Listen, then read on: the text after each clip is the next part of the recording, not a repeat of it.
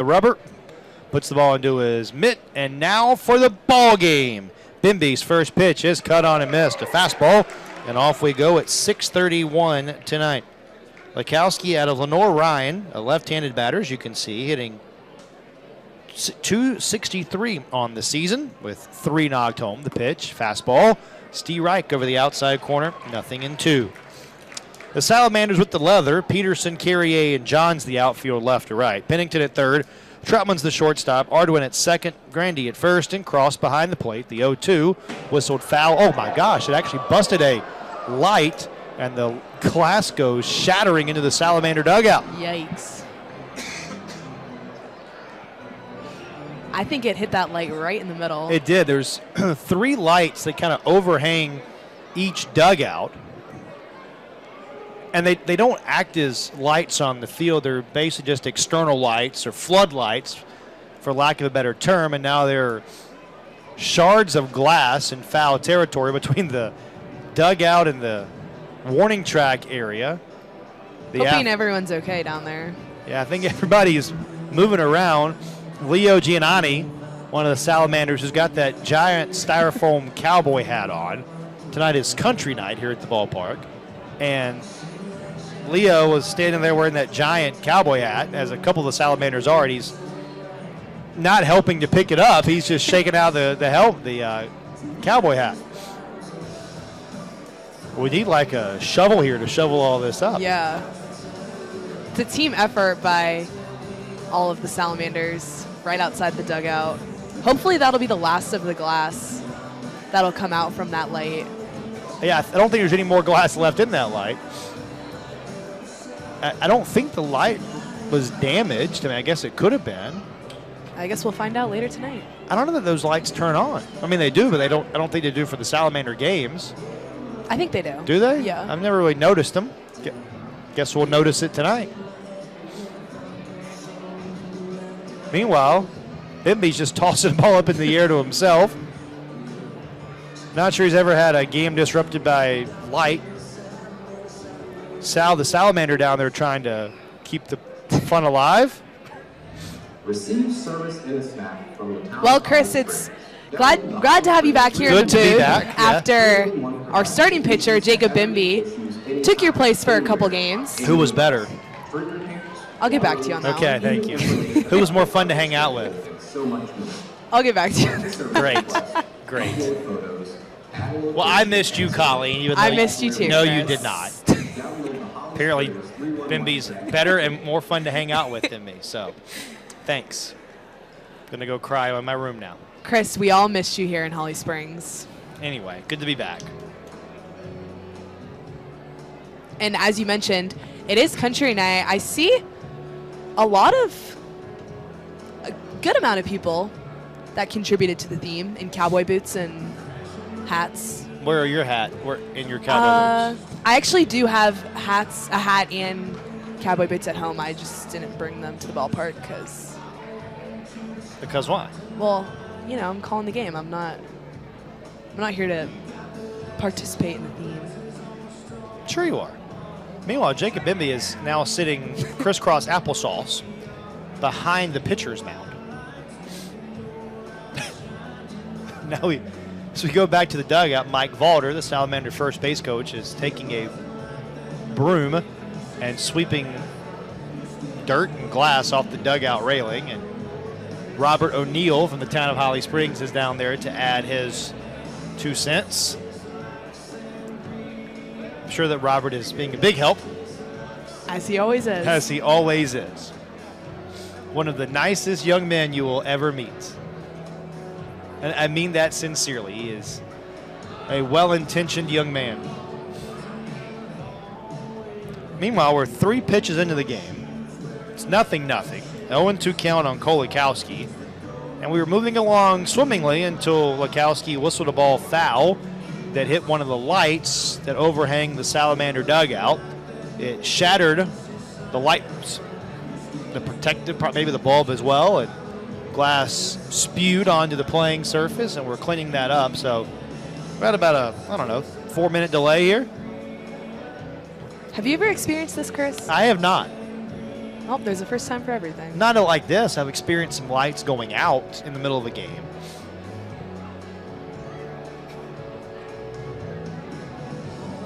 Bimby says he needs just one toss to feel good. And he will throw it. Yep. I'm good, he says. Let's keep on going.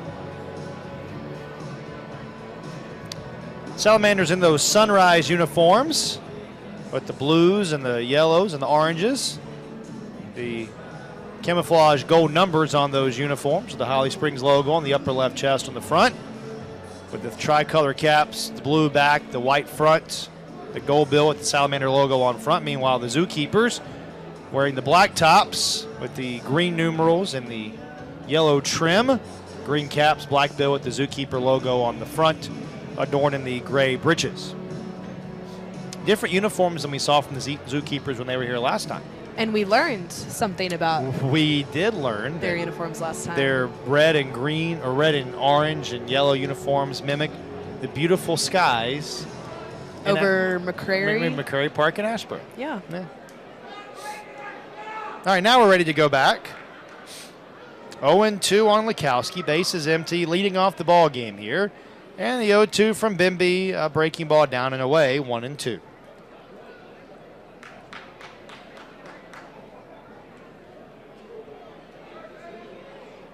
Lekowski 3 out of 7 this year against the Salamanders. The pitch, cut on and missed. Make it 3 for 8. Bimby with his 26th strikeout of the season, and the leadoff man is gone in the first. Brings up Carter French out of the University of North Carolina. French hitting .389 with 5 knocked in. French 1 out of 3 against Holly Springs this year with an RBI. Takes the curveball a little bit high, says Dennis Mishaw, the home plate umpire. David Lindsay makes the calls at first. Michael Brody, the umpire, over at third. As we mentioned earlier, not much of a breeze to speak of here tonight. Here's the 1-0. Fouled off to the left and out of play, 1-1. I don't think the sound effect of the breaking glass is funny right now. Too soon. Way too soon. Got to have some feel. Not much feel there. 1-1 off the inside corner to the left-handed hitting French. Interesting 3 left-handed batters in the Asheboro lineup tonight. Holly Springs features just 1 true lefty and a switch hitter, and they're starting 9. For skipper Brian Roundtree, here's the 2-1 pitch. A ground ball out toward short to his right. Troutman backhands it, plants and throws to first in time for the second out. Batting number 4, Jay Dillard. Brings up Jay Dillard, the third baseman out of Clemson. And if you didn't know he was from Clemson, you can look at his batting helmet and tell that. Purple and orange batting cap. Kind of clashes with the green and yellow. It and black. does clash. You would know. I would know. Fashion icon over here. The pitch, fastball outside. Dillard off to a .250 start with 7 knocked in. Dillard only played in 1 game against the Salamanders, was 1 for 5 with 3 RBI. Coming in the ball game in Asheboro last night, takes ball 2 upstairs. Jacob Bimby on the mound tonight. New commit to Western Kentucky after transferring there from Tennessee. Yeah. And is currently leading the Salamanders in strikeouts. Fastball outside, 3-0. And just increased that by 1 tonight.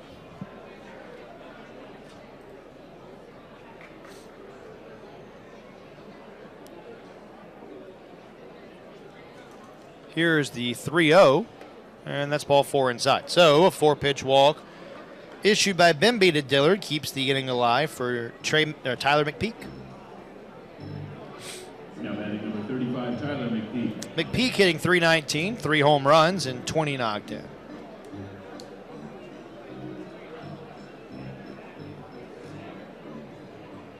McPeak, the first, or the second, I should say, right-handed batter for the ZooKeepers tonight. Bimby out of the stretch for the first time, checks the runner at first, lobs over, and Dillard scampering back to the bag, standing up. Kind of a hazy day here in Holly Springs. Not as bad of an air quality day today as it was yesterday with those Canadian fires and the smoke making their way down. It was bad a month or so ago. That ball looped to right field. Tracking it is Johns. Moving over, nearing the line, crossing into foul ground, now reaching back into fair territory. He makes the catch, and he retires the side. The 2-out walk does no harm. At the end of 1/2 inning, it's the ZooKeepers nothing, and the Salamanders coming up. Holly Springs, I need everyone on their feet while I introduce the world's largest amphibian and our favorite mascot, Salamander.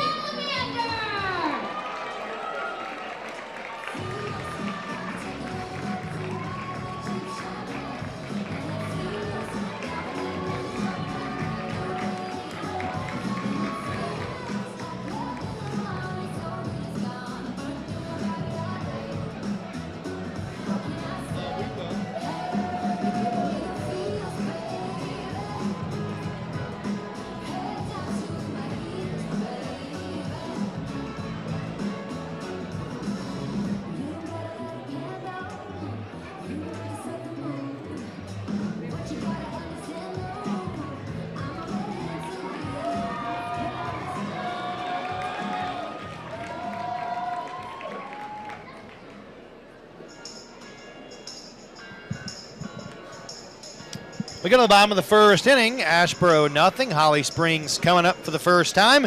Here's a lineup for Brian Roundtree's club this evening. Mika Peterson in left field leads off. Nate Carrier in center field hits second, followed by the catcher, Josh Cross. The cleanup batter is Garrett Pennington. He's at third base. When John's in right field, he hits fifth.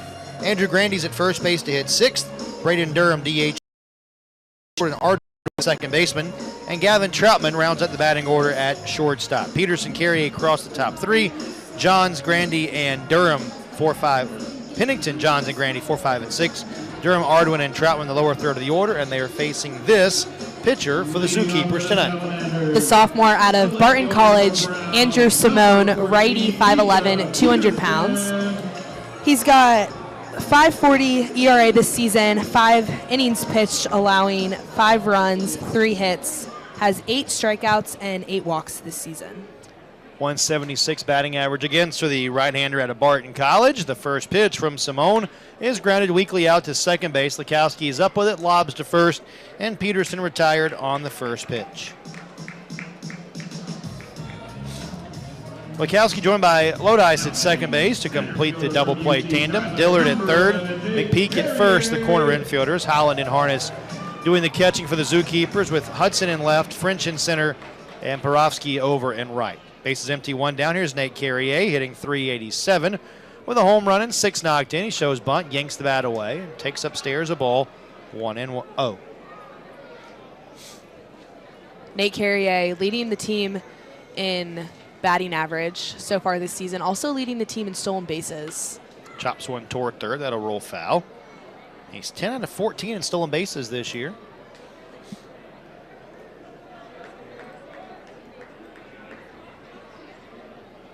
He's just leading Gavin Troutman. I believe Gavin Troutman has 9 stolen bases this season, Carrier with 10. Hit .366 for Holly Springs last summer. Fouls off a curveball, and it's 1-2.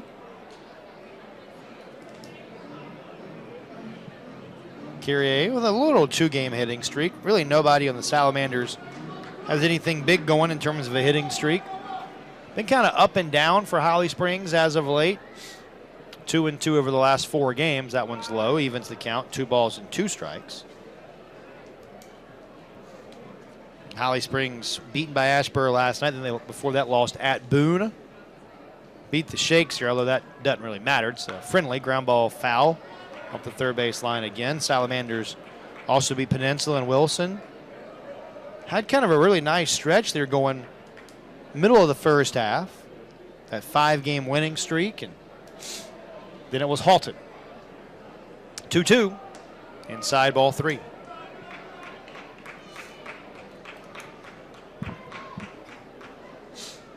And yeah, after these 2 past games on the road, the Salamanders historically have been doing pretty well. Swing and a miss, and down on strikes is Carrier. 2 down. Here in Tink Stadium at home, rather than being on the road. They're 7-4 at home and 2-9 on the road. So after being on the road for these past 2 games, they obviously lost 2. So we'll see being here for the next 3 games if they can pick up some wins. On the road tomorrow. This is a split squad day tomorrow. Right. Here's the pitch. There's a ball outside to Josh Cross.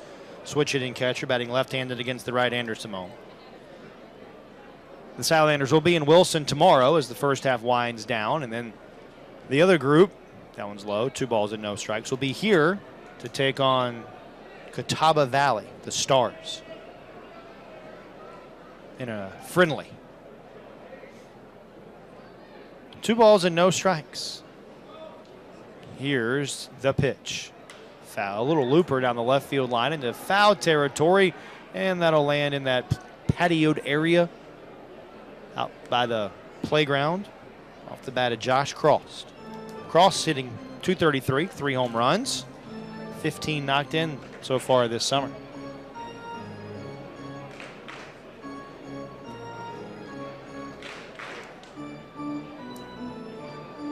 Not a bad crowd here to start the holiday weekend.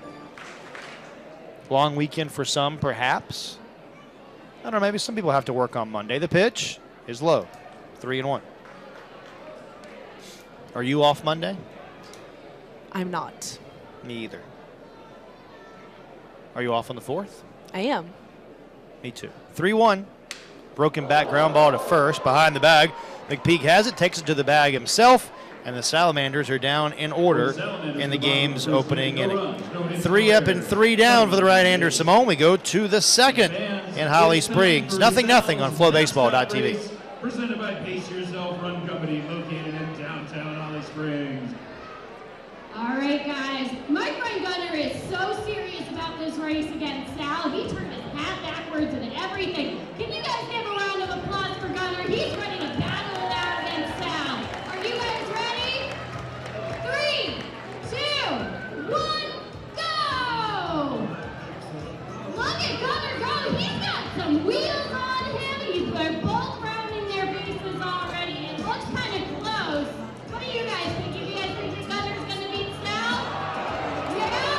There he goes. Come on, Gunner, guys. Can you cheer him on? Ready? Gunner, Gunner, Gunner, Gunner, Gunner. It's going to be close. Come on, Gunner. We got a leader with Gunner. Give him a round of applause. Next time, Sal, maybe. We'll see. Sal, keep on training out there. Fans, Sal Run Company right here in Holly Springs. Register at the website on the scoreboard tonight for a chance to win a free pair of running socks. And you'll be entered into a drawing for a free pair of lawns to be awarded at the end of the season. Good luck.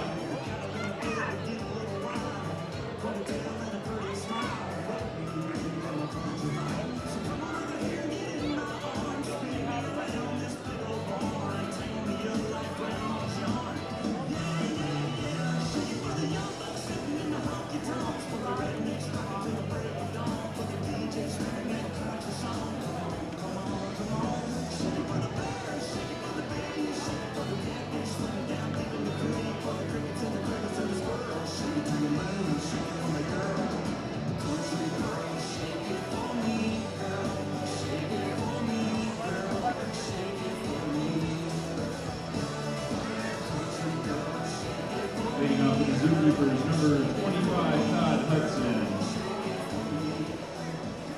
We go to the second inning in Holly Springs. Hudson, Beebe, and Holland for the ZooKeepers. Chris and Colleen with you. Thanks for hanging out with us on your Friday night.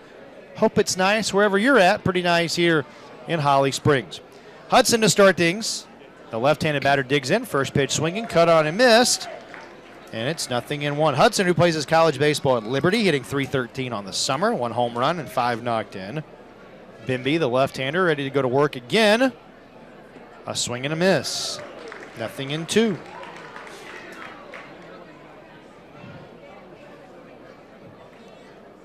Bimby looking toward his catcher, Cross, who gets the sign from the Salamander dugout. Now brings the 0-2 pitch home.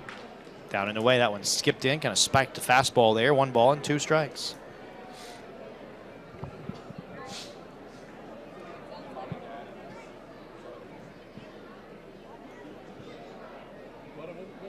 Bimby throws and misses outside.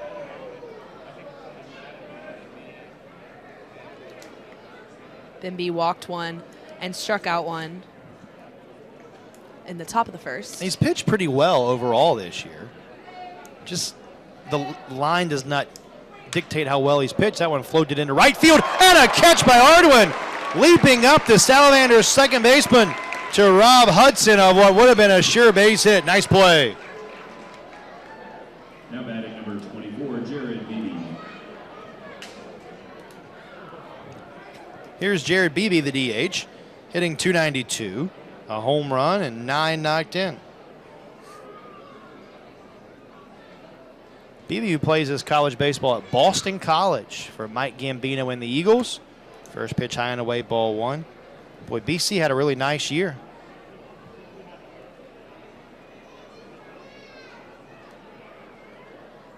Was kind of surprised they didn't get to host a regional. That one's low.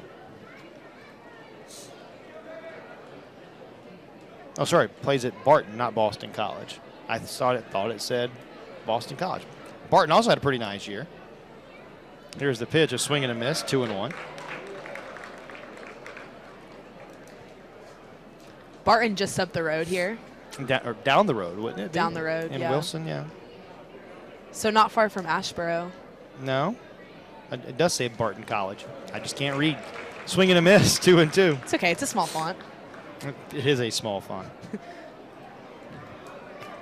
Do you know, fun fact, before it was called Barton College, what the name of that school was? Here's the 2-2. A little foul off to the right. Grandy gives it a glance, but has no play. Please inform me. Atlantic Christian. Atlantic Christian? Yep. Huh. So was it a private school? I don't know. Yeah. Interesting. Atlantic Christian. The 2-2 pitch. Swing and a miss. Second strikeout of the ball game for Jacob Bimby. So, where does Barton come from? Do you know? No.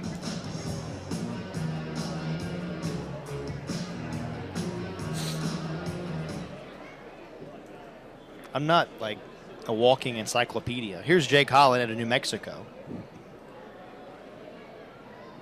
The pitch, swing and a miss at a fastball. But per the Google, the college is named for Barton Warren Stone, a founder of the Christian Church. In addition to Stone's early ministry in Eastern North Carolina, he had roots in higher education across the state. Swing and a miss, nothing in two. They have this really cool invention now called Google. Really? Yeah. 0-2, Bimby throws and overthrew a fastball on Holland. Holland hitting 176. The New Mexico Lobo climbs back in. Taps once on the plate, slightly open stance. Bimby pulls the glove in front of his face and pitches. Fastball waved at it, missed. Strike three. Pair of punch outs in the second for Bimby. He's through two scoreless, and we'll see if the Salamanders can get something going offensively when they come to the bat in the last of the second. At the end of 1.5, still 0-0. Fans, D1 Training Holly Springs is the premier workout facility for the athlete and all of us. Whether you are wanting to get back in shape or your goal is to reach the collegiate level and beyond, D1 has a program for you. We welcome everyone ages 7 and the largest facility in the area. D1 Training Holly Springs for your athletic goals.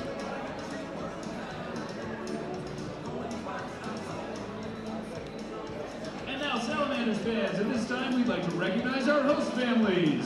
If you're a host family, please stand and let's give them a big hand.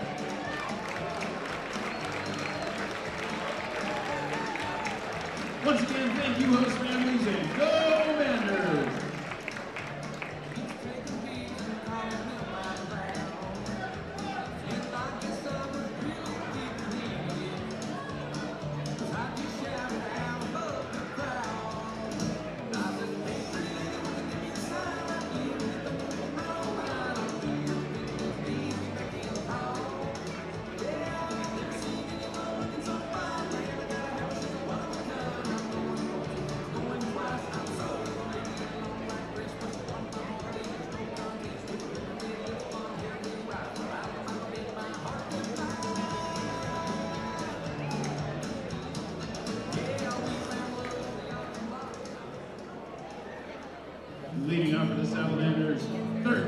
from NC State, number Pennington, 37, Johns, and Grandy due up for the Salamanders in the second.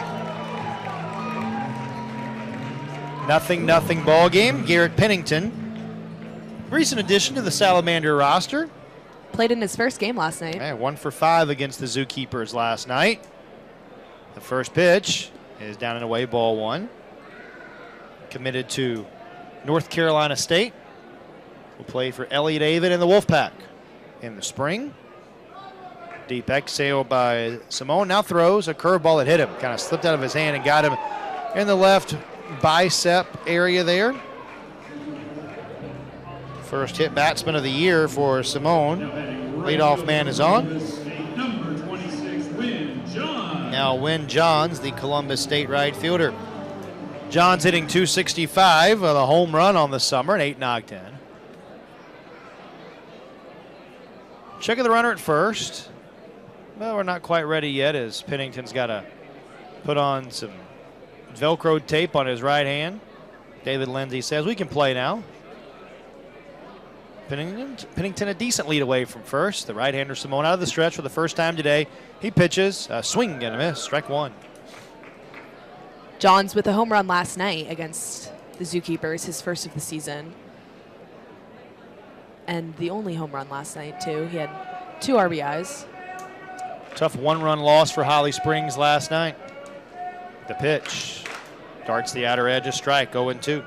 In extra innings, and that is the first extra innings for the Salamanders this season. Crazy we've come this far and only played the 1 extra inning game. Right-hander against right-hander. Simone pitches and nails the outer edge. Strike 3. His second strikeout of the ball game. First out of the second. And now Andrew Grandy coming up. First baseman from Walters State Community College, number 8, Andrew Grandy.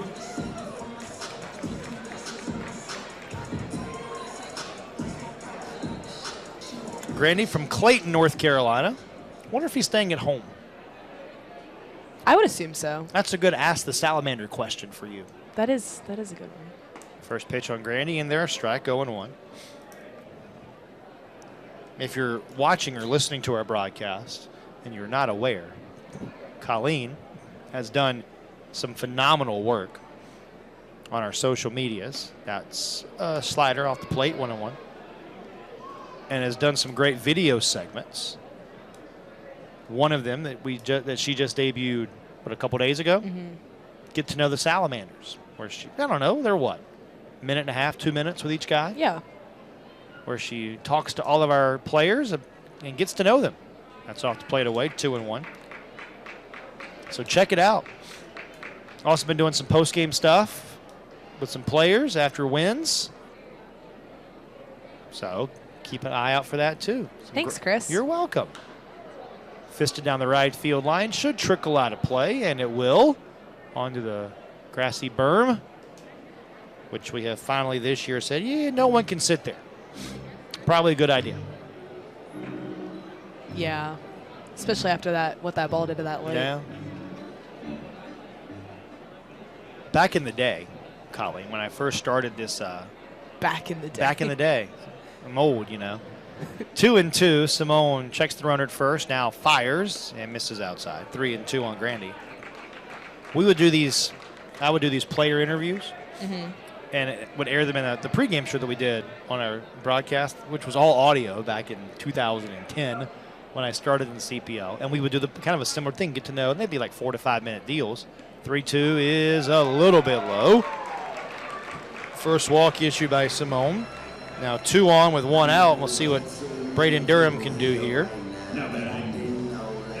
But shows you how the world changes now. They all got to be on video. Yeah. Like when I started in the CPL, Twitter was just becoming a thing. Wow. Yeah. Now it's the thing. It is the thing. Braden Durham out of Seton Hill takes the first pitch inside, ball 1. Durham out of Toledo, Ohio, 5'9", 185 pound, going into his graduate year. Right-hander against right-hander. Salamanders threatening here in the second with 2 men on and 1 man out. A check of second. Another glance back by Simone. The runner goes. The pitch outside. The throw to third is in plenty of time. They got him. Not sure if Pennington took on his own there or if he was given the steal sign. But Pennington out on the straight steal. Teams have been pretty successful against the ZooKeepers on the base pass this year. Teams were 41 of 47 against Asheboro before that stolen base attempt. 2-0 on Durham. Now a runner at first with 2 out. And the pitch is off the plate, 3-0. Just not sure I really understand that play.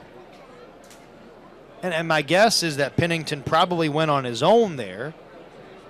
But a pitcher who is struggling to find the zone, I mean, after that strikeout, a walk to Grandy, and then the first couple pitches that missed to Durham, you got a guy kind of on the ropes. Why risk it there? But what do I know? Nothing. Braden Durham with a 3-0 count. And this is Durham's third game back, excuse me, as that ball is outside. We'll send him to second after he was gone for a few games with an injury. So we're glad to have Durham back. And looked to be very disappointed that he walked there. Kind of disgustedly tossed the bat aside and headed to first. And now think about how the whole complexion of the inning changes, Colleen, right? If you don't have that runner thrown out trying to steal, you have bases loaded, 1 out, a simple fly ball would score a run. Maybe Arduin can gap one here. He does have a couple of home runs this season. Takes the first pitch, a breaking ball strike, 0-1. 5 knocked in for Jordan out of LSU Alexandria.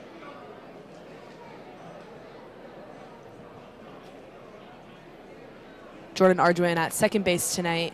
We typically see him at shortstop. Gavin Troutman and him kind of trade off that.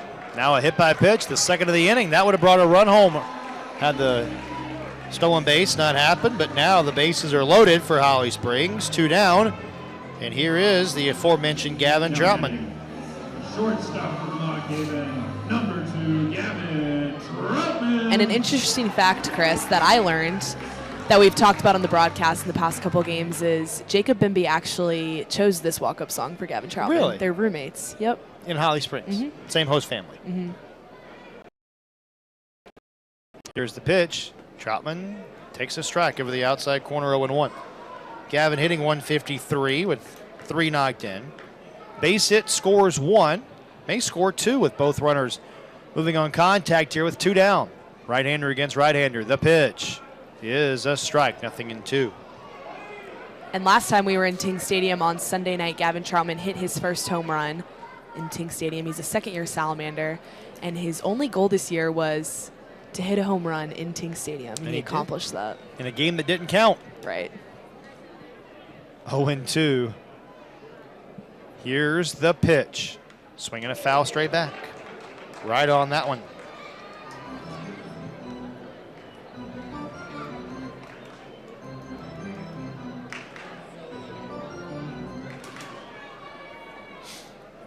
Bases loaded, 2 out. We're in the bottom of the second, a 0-0 game. A check of second base. Now the pitch on Troutman, a curveball, too tall. If Troutman reaches, Mika Peterson, and the top of the order looming for the Manders. Salamanders looking for their first hit. All the damage this inning have come via free offense. Couple of hit batsmen and a walk. A couple of walks. The 1-2. A swing and a miss. He got him. Chased the ball away. And the Salamanders are down with no runs crossing in the second. No hits in the frame either. A couple of walks.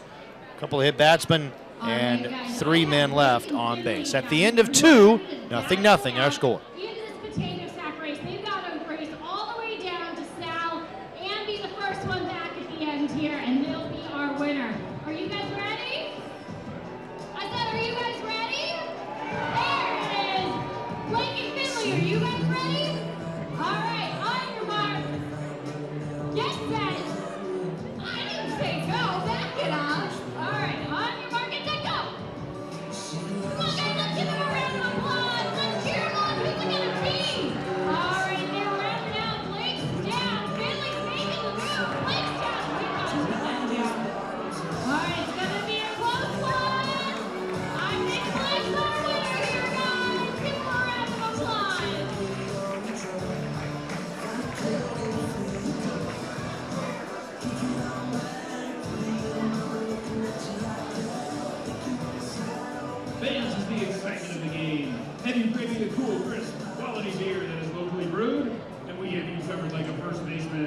Bombshell beer is available on tap and in cans in concession areas throughout the stadium. Bombshell's Brewery and Tap Room are located just a half-mile south of the stadium at 120 Quantum Drive.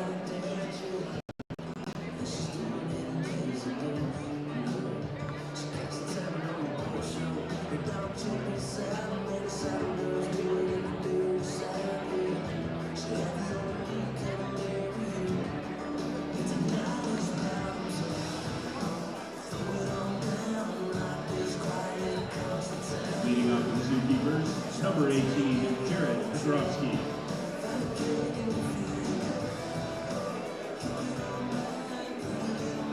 We go to the third inning in Holly Springs. 0-0 our score.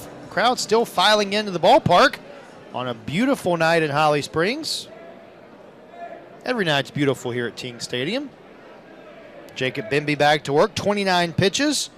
He's worked 2 scoreless frames to start the game, and the first pitch is blistered foul off the bat of Jarrett Petrovsky. Strike 1. There's a guy sitting right in front of us, Colleen, that is taking the country night theme and run with it. He's got his cowboy hat on, a legit cowboy hat. I respect that. It's a good look. The 0-1. Swing and a miss, the ball down and in. Pokrovsky is 194 this season, 5 RBIs, and 1 home run. Is in right field tonight. Go ahead, Chris. Didn't mean to cut you off there. I don't. That's great. Here's the 2-strike pitch from Bimby. Pulled toward third, diving, stopped by Pennington. Trickles off the mitt. It rolls to the shortstop, Troutman, but he throws to first too late. That'll be an infield hit for Pedrovsky, and the leadoff man is aboard here for the ZooKeepers in the third. Now batting, number 30, Alex Lodis. Alex Lodis comes up now, the shortstop, gets some signs from the third base coach of the ZooKeepers, presumably Corey Dunbar.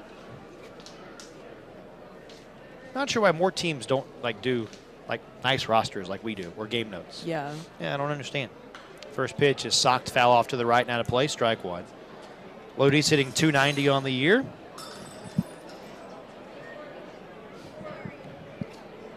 Much easier to know about your players if you would give us some information. Yeah. Yeah, It's helpful for everyone. it is. What do you know? Salamander media team pacing the league. Bimby fires one that just misses. Ball 1. 1 ball, 1 strike. And by the media team, I mean Colleen. I really don't do anything. Colleen does it all. Stop. No, that's true. Runner at first, nobody out. Bimby out of the stretch. The left-hander to first, and a close play, but just diving back is Pedrovsky ahead of the tag from Andrew Grandy. 0-0 here in the third. Colleen will have our first look at the CPL scoreboard this inning. Stand by, please. As Bimby pitches a swing and a miss by Lodis. 1 ball and 2 strikes.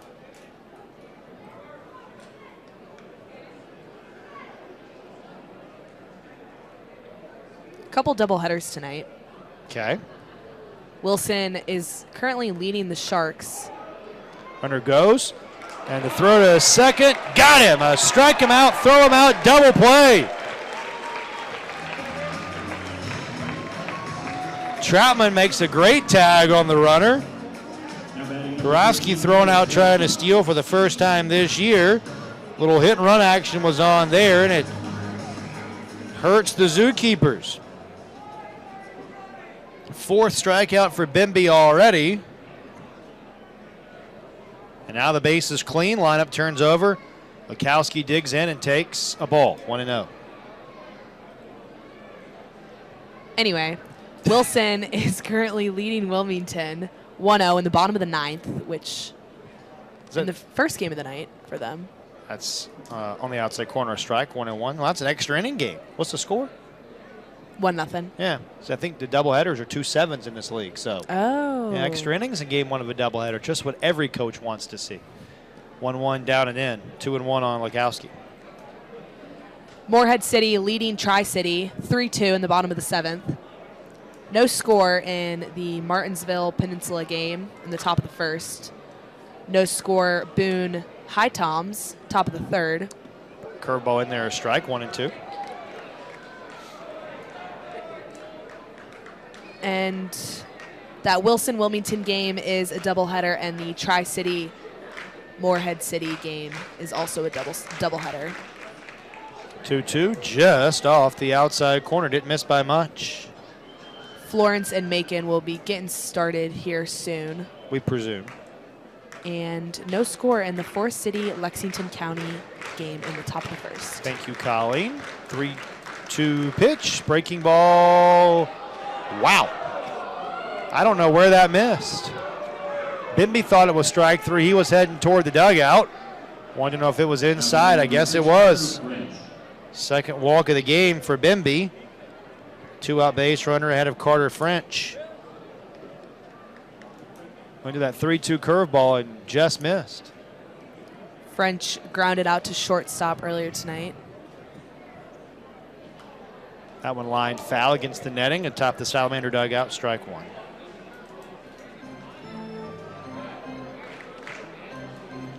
Nothing. We're in the third. Lukowski, the runner at first, inching away from the bag, being held on by Grandy. Bimby out of the stretch. He pitches. Strike. 0-2.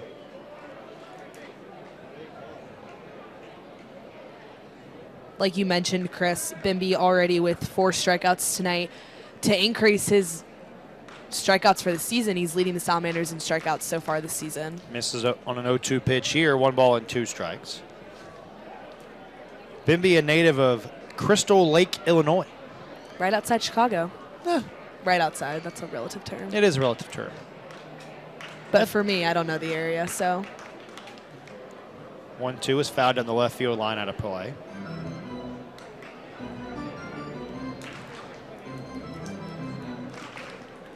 Still a ball and 2 strikes on Carter French. It's 85 in Crystal Lake, Illinois right now. About the same as here. 1-2. Here's the pitch. Fastball foul to the netting. Still 1 ball, 2 strikes. It does get significantly colder, though. It does. It looks beautiful.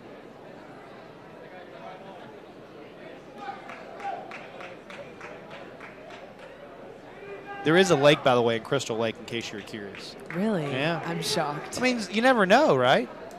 Runner at first, 2 down. The 1-2, breaking ball nubbed at the first baseline, foul.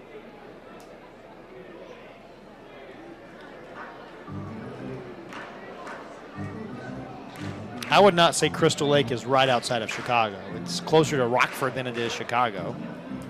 Oh, well. I mean, it's probably 45 minutes from Chicago. Chicagoland, as they say. I don't even call it Chicagoland. I mean, that's just kind of out there. Here's the 1-2. Ground ball towards short. Troutman up with it. He'll underhand to second base. Closer play, but retired is Lukowski, and so are the ZooKeepers in the third inning. A hit, a walk, but only 1 man left in the frame, and we're still 0-0 heading to the last of the third. And now let's go down to Kristen and see what she has for us. Hey guys, we've got a country fashion show happening on both dugouts. If you turn your attention to the first base dugout, we have Melanie over there starting her stuff. Over here we have Harper and Higgins who are ready to take the runway. And we've got our very own player Nick who came to strut his stuff as well. Can everyone give a round of applause for our own Harper and Higgins and Miss Melanie over there as well.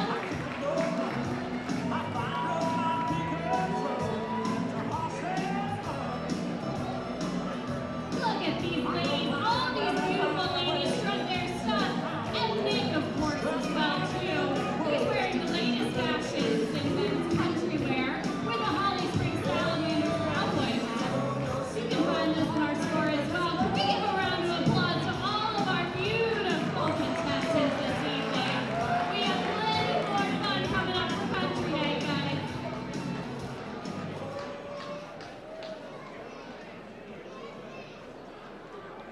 Leading off for the Salamanders, left fielder from Brown, number 14. Bottom of the third, top of the order for Holly Springs in a 0-0 game. It'll be Peterson, Carrier, and Cross due up for the Salamanders against Andrew Simone out of Barton College.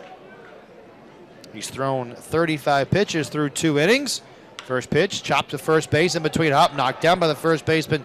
McPeak will step on the bag for the out, and there's one man gone.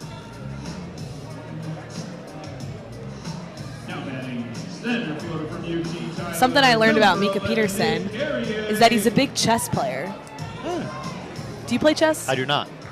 Do you know how to play chess? I do not. Do you? I've learned, but it's not fresh in my mind, so I don't know if I could play a game right now. First pitch to Carrier misses, ball one. But I do credit those who know how to play. It's a hard game. It is a very hard game. The 1-0. That's inside. 2 balls and no strikes on Carrier. Struck out swinging his first time up. Simone, the right-hander out of Vineland, New Jersey. 5'11", 200 pounds. Roxanne delivers. Strike over the outside corner. 2-1.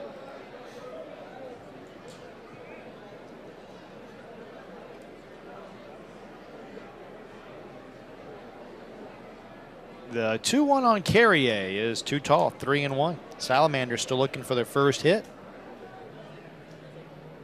Couple of walks, couple hit bats, but in the second they loaded the bases with 2 out, couldn't score. Now the 3-1 pitch, here it is. Popped up, foul ground, first base side, should get out of play, and will, onto the roof. Obviously the ZooKeepers, as we talked about last time they were here, named for the zoo, which is in Asheboro. You ever been to the Asheboro Zoo? I have.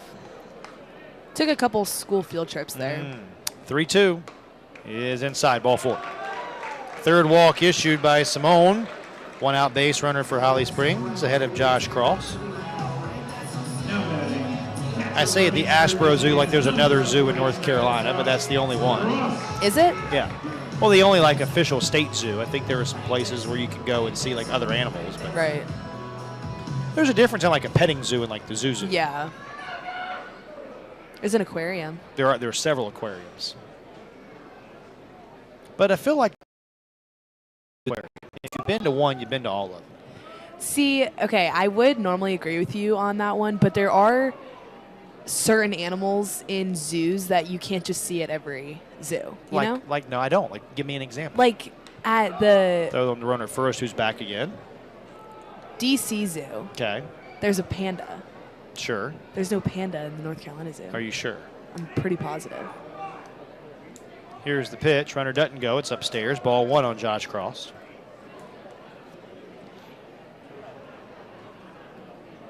And that's a pretty cool animal, you know? So unless there's a certain animal that you're trying to see, then I would agree with you. Once you go to one, you go to all of them.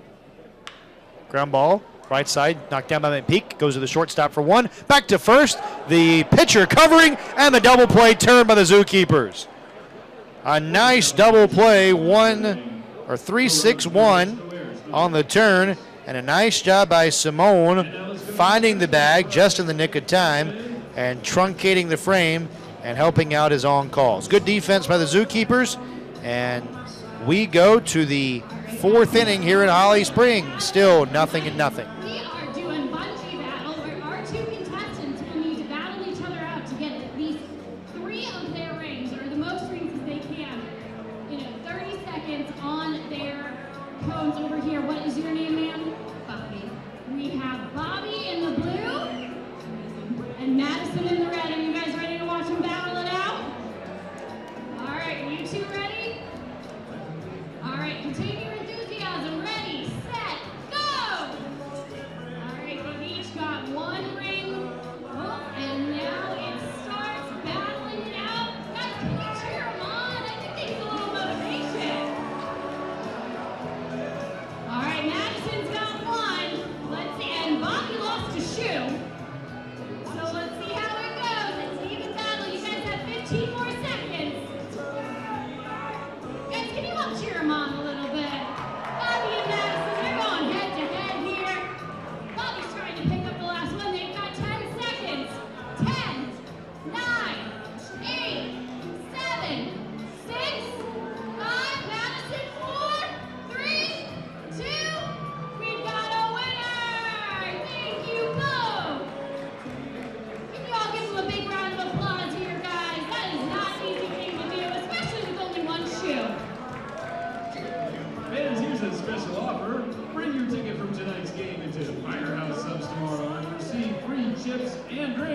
with a purchase of a sub.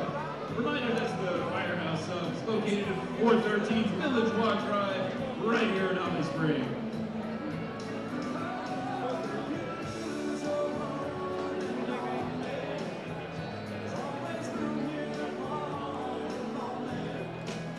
Leading off for the ZooKeepers, number 4, Jay Dillard.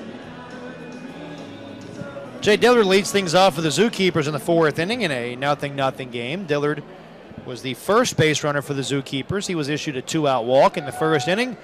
Jacob Bimby goes back to work. Bimby at 50 pitches and fires. High and away, ball 1. Bimby, who, as Collie mentioned earlier, just committed to Western Kentucky. Do you know the Western Kentucky's mascot? I don't think so. The 1-0. High and away, ball 1. I want to make sure I tell you right. I think I know it. Ball 2, by the way. Thank you. The 2-0 inside, ball 3. They're the Hilltoppers. Hilltoppers. Out of Conference USA. Correct. I guess they're in Conference USA now. I mean, we're like a day away from like everybody moving conferences. July 1st is when all the teams move.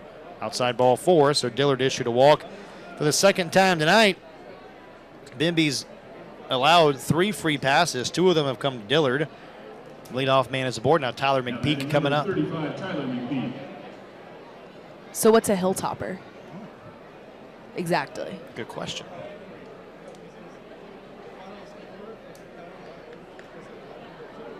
Stand by, please. Well, I have to Google it. First pitch, ground ball back to Bimby. Goes to second base and nearly throws it away. It's knocked down, but everybody's safe. Not sure if Troutman was a little late covering the bag. I think what mostly happened is Bimby just short-armed it. And he short-hopped the second base bag.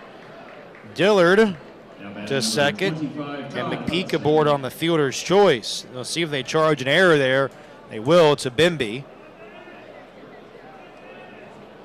So the error, the 27th issued by Holly Springs, the Salamanders 5th in the CPL in fielding percentage at .966. Bimby has worked himself into a little bit of trouble here, and now he's got to contend with the heart of the order as he fires in a strike on Todd Hudson. 0-1. So Western Kentucky, according to this, was a school that was moved to a hill. That's up and in for a ball.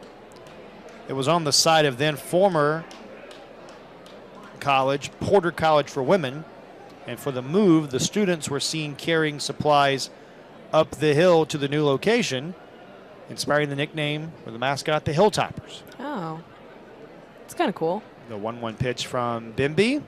Swung on and missed. 1-2.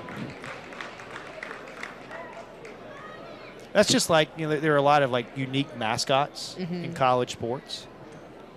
Think of the Coastal Carolina Chanticleers. You ever heard of that? Yeah, I've heard of it. You'll appreciate this story. You know how they became the Chanticleers? I don't. I'll tell you. The 1-2, fastball, Steve, right 3. A little bit of arm side run there back in toward the left-handed hitter. 5th strikeout for Bimby. 1 out in the 4th inning and brings Jared Beebe to the plate. So Coastal Carolina began as a 2-year school.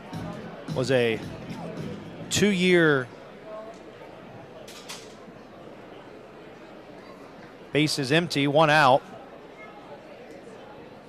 Left-hander against the right-hander. 2 looks at second base to Dillard. Now the pitch. Popped up, out of play, right side. 0-1 on Beebe. Anyway, Coastal Carolina was a 2-year extension school of South Carolina. Oh, I didn't know that. And I should know that. This is back like in the 60s. And their athletic teams were known as the Trojans. Check the road second, now the pitch, swing and a miss. But when they became a 2-year extension school of South Carolina, the students and the athletic department wanted a mascot that was more related to the Gamecock. Oh. So they went with the Chanticleer, which first appeared in literature as the 0-2 home. Check swinging the ball low. He didn't go. The Chanticleer first appeared in literature when Chaucer wrote about a Chanticleer and Canterbury Tales. Interesting. I'm going to have to bring that back to school with me. There you go. And the Chanticleer is a fierce and fiery rooster. Ah. That one golfed into right center field. Hit pretty well. Center fielder moving over. Carrier makes the catch, and the runners have to retreat. Nice play by Nate Carrier over to the right center field gap to make the catch and retire Jared Beebe for out number 2.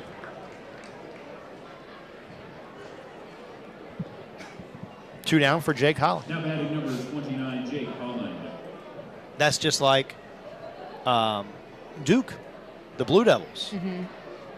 Their name is derived from a band of soldiers that fought in World War I that were natives of the French Alps. Oh, wow. And it's named Los Diables Bleus, which Blue Devils. And these soldiers wore blue capes when they fought. Breaking ball in there for a strike on Holland. Nothing in one. See, here I am thinking the Blue Devils is just a cool mascot they thought of. By the way, the light turned on above the Salamander dugout, so the bulb didn't break. Checking the runner at second base. Here's the 0-1. Swing and a miss at a high fastball. And now Bimby is a strike away from another scoreless inning after some consternation that started the frame. A leadoff walk. Bimby contributed to the mess with a throwing error. Then he struck out Hudson. Beebe flied to right. Now 0-2 on Holland. Bimby with the hands together out of the stretch. He delivers. Fouled straight back. No, there are some that like make a lot of sense. Like Dayton, the Flyers. Do you know why they're called the Flyers? I'm assuming it has something to do with flying. Well, the Wright brothers right. were born in Dayton. Right. No. No balls, 2 strikes, 2 on, 2 out in the 4th. Bimby pitches, swinging a ground ball toward third and through. Runner was going on the pitch, racing around third is Dillard. He's going to score, and the ZooKeepers lead 1-0 on Jake Holland's 4th RBI of the summer.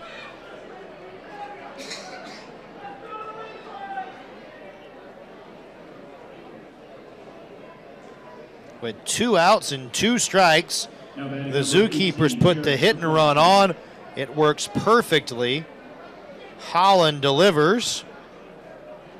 Still 2 on with 2 out, and Borowski coming up. A back-breaking pitch there. Bimby now delivers. A little bit outside, ball 1. Good small ball there from the ZooKeepers. Bullpen activity, by the way, about to get going for Holly Springs. Some guys hanging out. Nobody up throwing yet for the Manders. Here's the pitch. Fastball. Low, 2-0. Pitch count's getting up there for Bimby as well. He was up over 50 pitches when this inning started.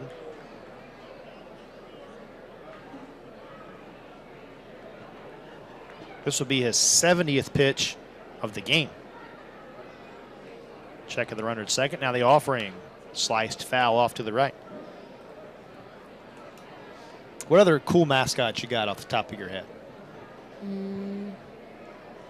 Cool as in different? You got the herd, Marshall. The Thundering Herd, yeah. That's an interesting mascot. It is. So I had this discussion a couple months ago with my family. How many mascots are not plural? Oh, I was getting ready to bring this up.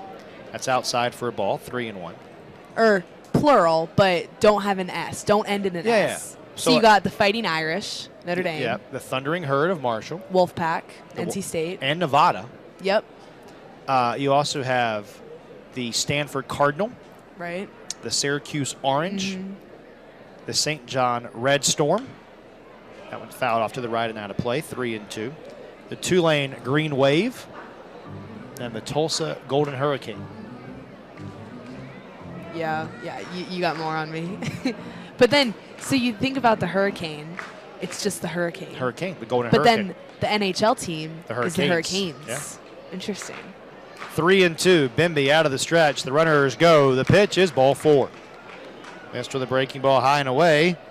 And the bases are loaded for the ZooKeepers. A chance to put a crooked number on the board here after the 4th walk of the game issued by Bimby. Brings up Alex Lodis, the number 9 hitter. He struck out his first time up. It brings Derek Roy, the Salamander pitching coach, out for a visit. And there is some bullpen activity as the melodic tones of Randy Travis escort Derek Roy to the center of the diamond. Visit FloBaseball.tv to catch all the action and archive footage of the event. That's FloBaseball.tv. Looks like a right-hander up for the Salamanders. Peyton Brown getting loose. Are you looking up the I am. the mascots that don't end in S? Crimson Tide. Oh, I forgot about Crimson Tide. Oh, the North Texas Mean Green. Right. Navy Midshipmen. If I sit here long enough, I'll think of more. Bison. Yeah. Is that North Dakota State? Yes. Yeah. Minutemen. UMass. Yeah, You said Mean Green. I did. North Texas.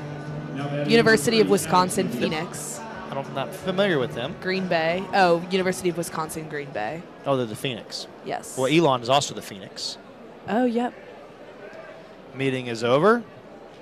Left-hander Bimby against the right-handed hitting Lodis. He hacks the first pitch, comes up empty, strike 1. Bimby trying to minimize the damage here as the lights flick onto the ballpark. Not yet nighttime, but some hazy skies. Should get darker a little earlier tonight. There's a fastball just off the outside corner, 1-1.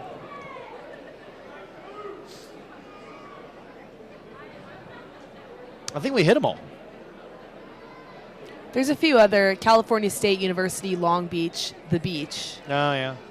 1-1. There's a strike over the outside corner, 1-2.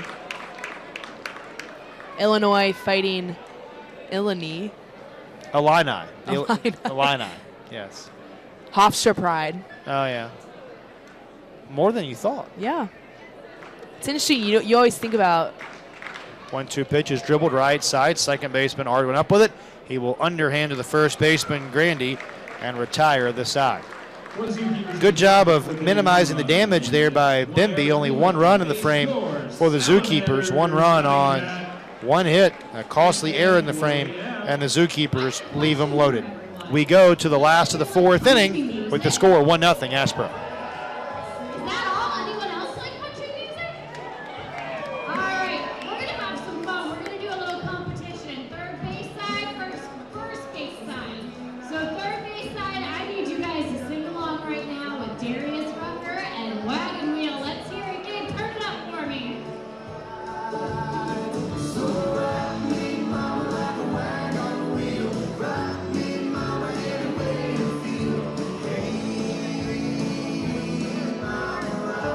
Are you guys singing or is it just Darius? Darius.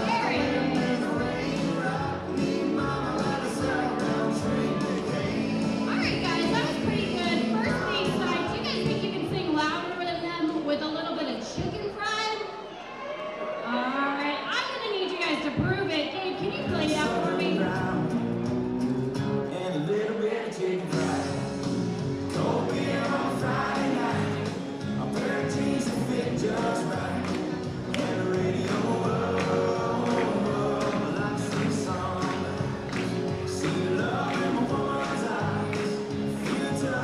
No, guys, you started off strong, but I can't hear it anymore. All right, guys, thanks for playing. I'm going to have to give it to this side with chicken fried.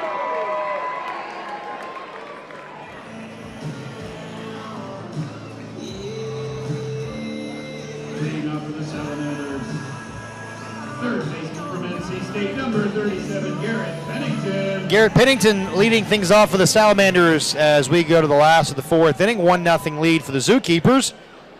Holly Springs trying to rebuttal the run that the ZooKeepers scored last inning as Pennington waves to the first pitch and comes up empty. Strike 1.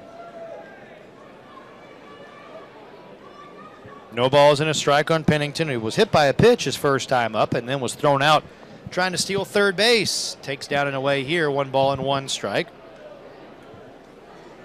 Andrew Simone has pitched really well for the ZooKeepers so far tonight. Worked his way out of some trouble that he inflicted in the second inning. Has not given up a hit yet. Swing and a miss, 1-2. And like we said earlier, Pennington into his second game Yes. here. Committed to NC State, played his last season at Wichita State. One good program to another. 1-2. Strike 3. Got him over the outside corner. 4th strikeout for Simone. Leadoff man retired.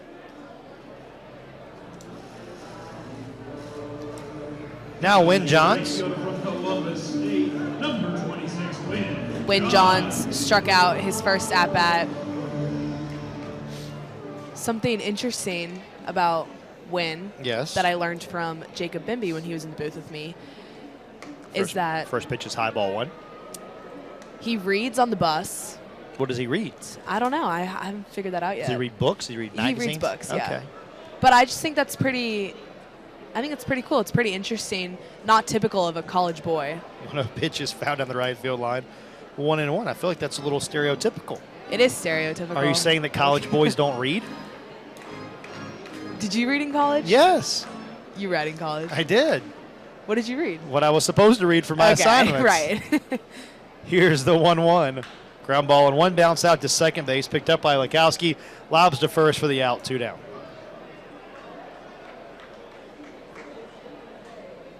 Now batting first baseman from Walters State. Here's Andrew Grandy. Well, you need to get to the bottom of it. You need to find out like what's he reading and who his favorite authors might be. I actually was inspired to. I went to the pool the other day. As And one does. normally I just listen to music, you know, put my AirPods in and kind of just doing my own thing. But I was like, you know what? I should start reading. Foul back by Grandy, strike 1. Okay. Because I was asked when the last time I read a book was. And it's been a long time. And I feel like reading is good. Reading is good for you. It so is. So what book did you start reading? I started reading Where the Crawdads Sing. Swing, high fly, deep left off the bat of Grandy. Twisting around the left fielder Hudson. He'll watch it go! Solo home run, Andrew Grandy. And the Salamanders are on the board. 1-1 in the 4th.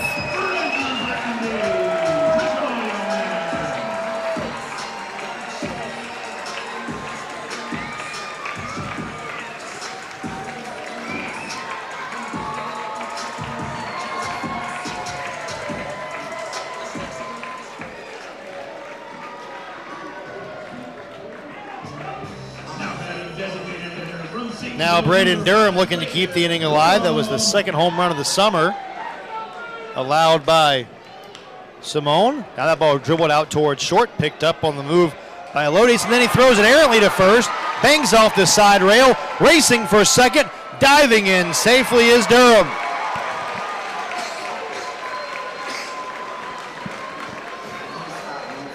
First error of the summer on Lodis. The ZooKeepers committing just their 20th error as a team. They came in fielding the best percentage of any CPL team at .969. And now with 2 out, the Salamanders have something brewing. Andrew Grandy hit the first home run of the Salamanders season at Tri-City. That'll be his second on the season.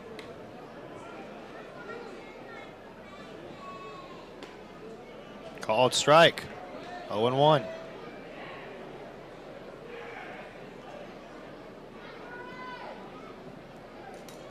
Hardwin hit by a pitch his first time up, climbing back in. Checking the runner at second. Now the pitch, a swing and a little fly ball dumped into left field. That'll fall for a hit. Racing around third is Durham. He will score, and the Salamanders take the lead.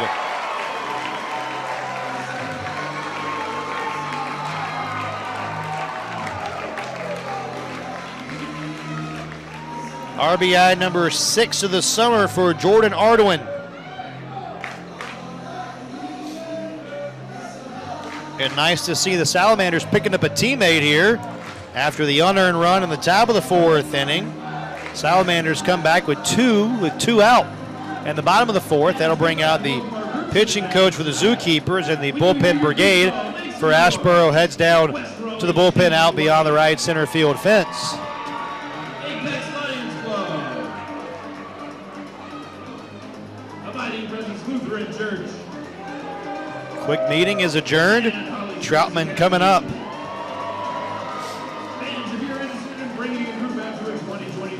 That should be, and it will be, the second mound visit charged to the ZooKeepers tonight. I'm going back to the book thing. Have you finished the book? Did you enjoy the book? No, I've read about 20 pages. But I wasn't at the pool for that long. So. I was going to say, you mustn't have been at the pool for very long. And I didn't read the whole time. Troutman, first pitch swinging, pops it foul out of play, strike one. Why not? Had to get in the water and cool off. Yeah. I do like to listen to music. It's dangerous to have music in while you're in the water. Well, I wasn't swimming. Oh, I'm just saying it's dangerous to have the AirPods in while you're in the pool. I don't think my AirPods would work if I was in the pool. It might. Here's the 0-1. Troutman takes a strike, 0-2. You know, they have to put warning labels on hair dryers for a reason, because at some point someone did jump into the bathtub with the hair dryer. Yeah, okay. That's fair. No balls and 2 strikes. The pitch outside. Well, when's the last book that you read? The last book that I read, probably about 6 months ago. What book was it? It was, for the second time, I wanted to go back and reread it. It was the Al Michaels autobiography, out off to the right on the play. I am currently in the middle of the Ty Cobb biography. Is it good? It is good. I got about. Oh, so you're currently reading? I'm currently reading. Oh, yeah. okay. I got about 100 pages left.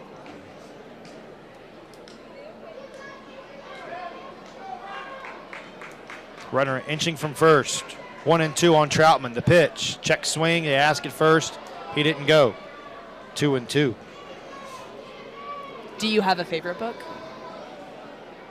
Not particularly. Most of the books I read are sports-based or broadcasting-related. Yeah, I figured. The Jim Nantz autobiography was really, really good. Here's the 2-2. Troutman swings and pops it foul third base side. That'll get out of play. Still 2-2 on the Salamanders shortstop.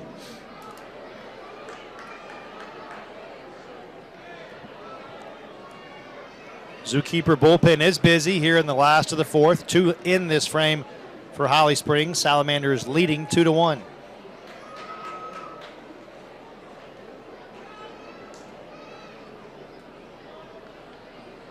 Simone twisting at the hips, hands together as he comes sit at the top of the belt buckle. He pitches, and Troutman takes ball 3 just off the plate.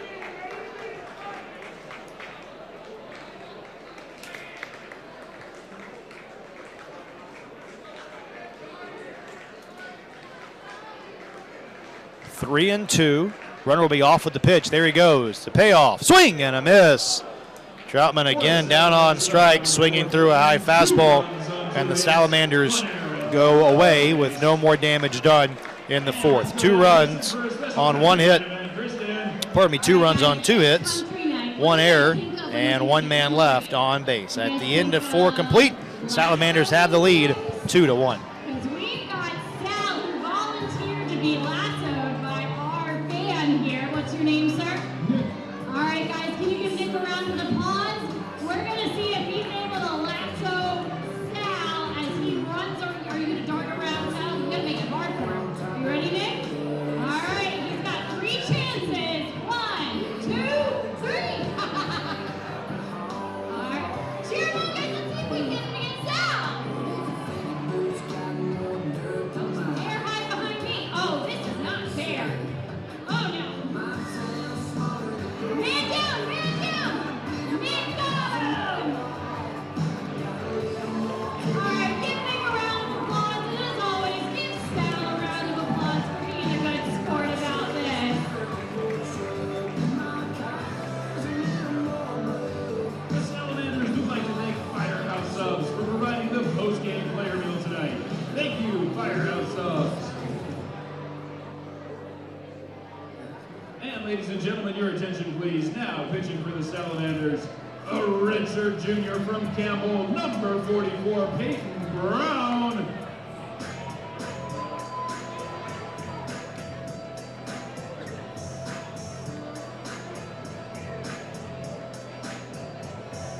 ZooKeepers number 13, Cole Wiskowski. We go to the 5th inning. 2-1 lead for Holly Springs. Salamanders go to the bullpen and call upon right-hander Peyton Brown, the tall right-hander out of Campbell University, North Carolina native. Facing the top of the order, Likowski takes outside, ball 1. Colleen, what do you know about Peyton Brown? Peyton Brown pitched 4 innings so far this season, allowing 3 walks, 1 hit, and striking out 1. Native of Clemens, North Carolina. He's 6'10". He is indeed. Swing and a miss, 2-1. Do you know where Clemens is? I do not. It's just outside of Winston-Salem.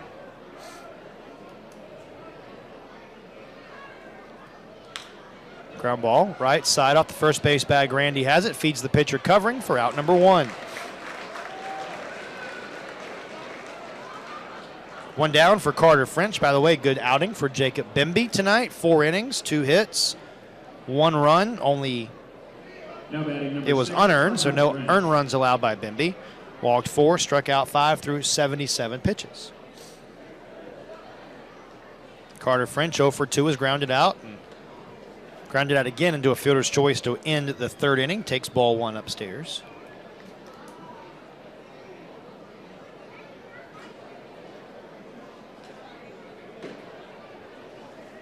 Here's the 1-0. Outside for a ball. Brown earned a save against the Forest City Owls earlier this summer. Comes from an athletic family. Dad, Chad, played basketball at Guilford College. Brother Jacob played basketball at Pikeville. His brother Connor plays football at Mars Hill. 3-0 on French. Brown delivers. Ball 4 low.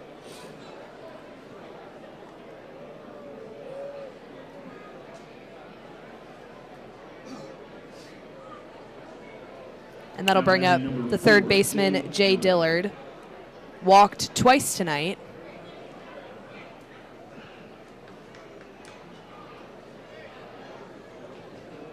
And if you forget where he goes to school, he's got that purple and orange helmet. Hard to miss it. Checks his swing on the ball low. He didn't go around. Jay, born in Anderson, South Carolina. Comes from a Clemson family. His great-grandfather, Bill, played football at Clemson from 1932 to 1934. And Jay's grandpa, Bill, is a member of the Clemson Hall of Fame. Runner goes, pitches low, throw to second base is not in time. So French in scoring position as the ZooKeepers look to tie it up. And a 2-0 count here on Dillard.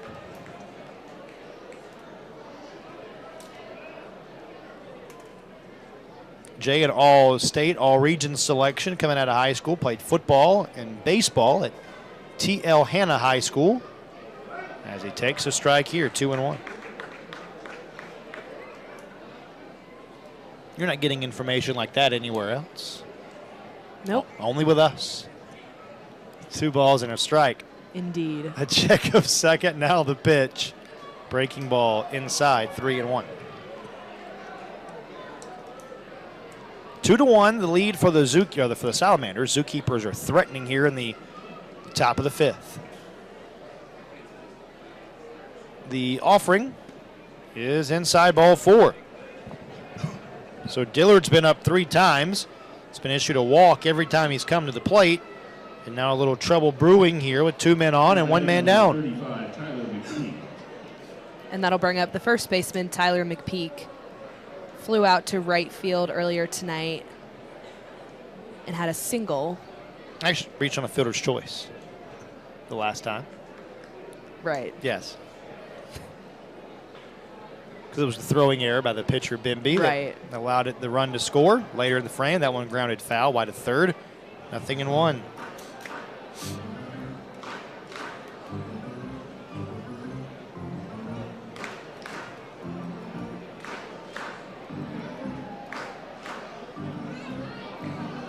And like you said, it is country night here, and you can see in the Salamanders dugout the foam big Nubbed up the first base line. That will roll and stay fair. An infield hit for McPeak, and the bases are loaded with one man out. Just a swinging bunt up the first base line by McPeak.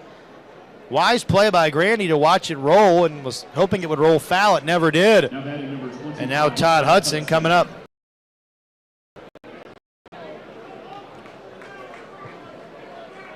You know what the giant hats remind me of? What? The hat, and you're too young to know this, the hats that Norm Macdonald would wear as the pitch home is low, ball one, when he was imitating Burt Reynolds in the Celebrity Jeopardy skits on SNL. You ever seen those? I don't think so. Hilarious. You need to go YouTube it. That one's low, 2 balls and no strikes. That's all I can tell you because the rest of it is not safe for our airways. Okay. Yeah. There's a call. It's strike 2-1. We were talking about boats earlier before we came on the air. If you had a boat, what would the name of your boat be? Ooh, that's a good question. 2-1 is low, 3-1. I can't just think of something off the top of my head here. Okay. I've never thought about that, though. I saw a lot of boats on vacation, and they had some interesting names. Here's a 3-1. Little ground ball to third. That's foul. 3-2. Big spot in the ball game here for Peyton Brown. Bases loaded. One man out. Salamanders by a run. We're in the top of the 5th inning.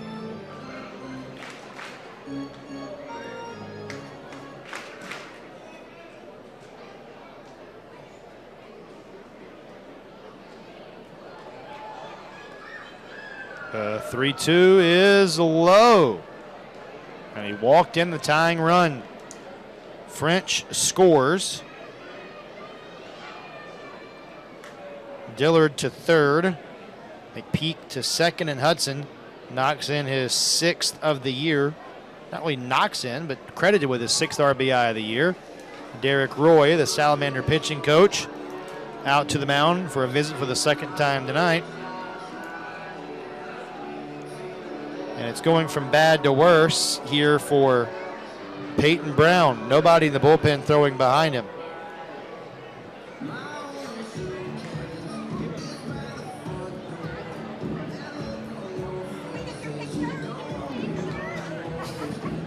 Someone wants a picture with Sal, who will stop right in front of our window. Giant head and all.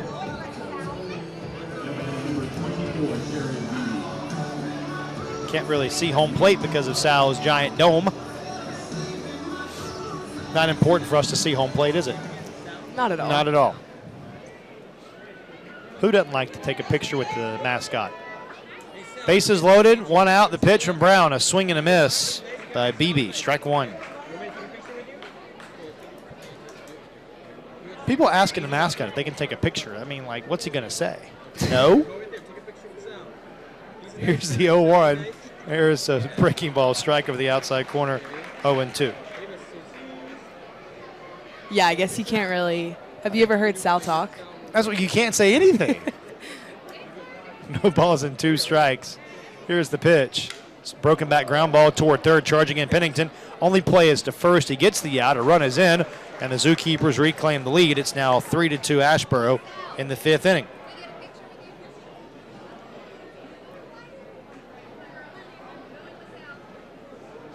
RBI for BB, his 10th of the year. Like, do you think if you're like the mascot and you leave here, do you like start answering to Sal? Maybe. Jake Holland bats, had an RBI hit his last time up, floats one out toward right. Field should be playable for Johns. He's there to make the grab and end the inning. 7 men come to the plate in the 5th inning for the ZooKeepers, but they only score twice in the frame. 2 runs, 1 hit, no errors, and 2 men left. Halfway home from Holly Springs, 3-2 Asheboro. Fans, at this time, we ask that all members of the United States military, both past and present, rise and be recognized.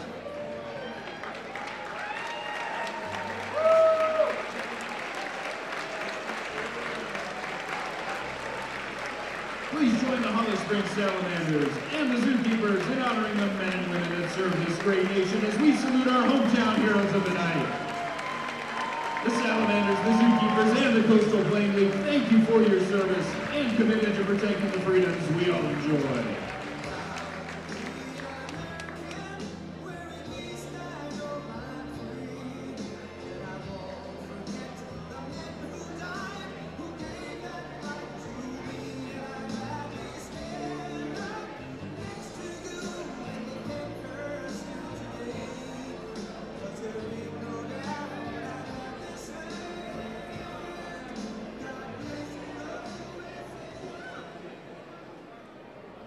And fans, it's time to announce our winner of our Jason Aldean concert ticket giveaway.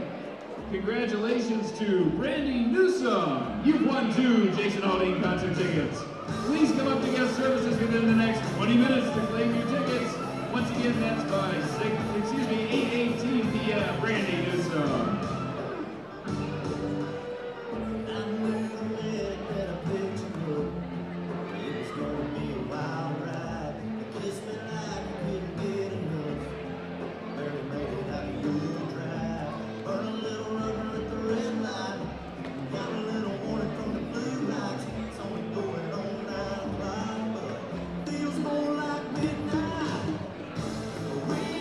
Ladies and gentlemen, your attention please. Now pitching for the ZooKeepers, number 32, Tristan Purser.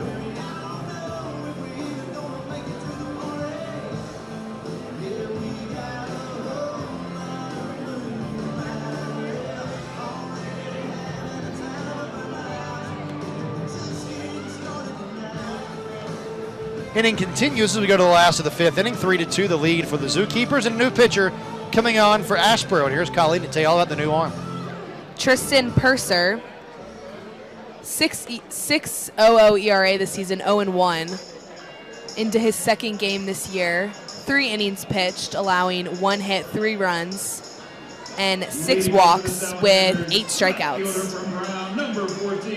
Purser is just finished his sophomore year out of Mount Olive, a 5'11", 210 lefty, originally from Rollsville, North Carolina. Facing the top of the Salamander order here in the bottom of the 5th inning, Peterson, Carrier, and Cross are due up. The first pitch, showing bunt, is Peterson, takes outside, ball 1. Andrew Simone, 4 innings tonight for the ZooKeepers, 2 hits, 2 runs, only 1 earned. Walked 3, struck out 4, gave up the solo home run to Grandy, and threw 64 pitches. Here's the 1-0, fastball away, 2-0. Salamanders are back home and on the road tomorrow. It's a split squad day, like a spring training game.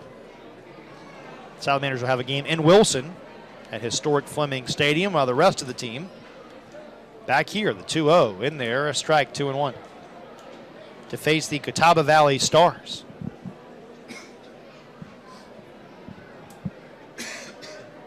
Just an exhibition game, like a friendly, a game that doesn't count. But we're going to be doing the game for you. 2-1, served out of play, 2-2. Because why wouldn't we?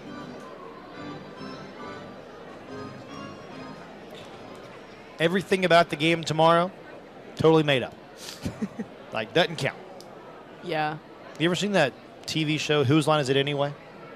I have not. 2-2 grounded foul at the third baseline. It was like an improv comedy show that was, I think it's still on, and it's a new iteration of it. But anyway, they always joked on that show. It's like the entire show is made up and the points don't matter. And the points? The points. They awarded points and they picked the winner. Oh, yeah. Points didn't matter. So, like, the points tomorrow, the scores, they don't matter. It's good practice. Sure.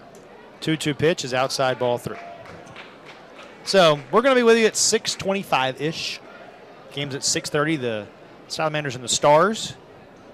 Hope that you'll join us, either here on FloBaseball.tv or at the ballpark. Tickets available, SalamandersBaseball.com, as Peterson takes ball 4 outside.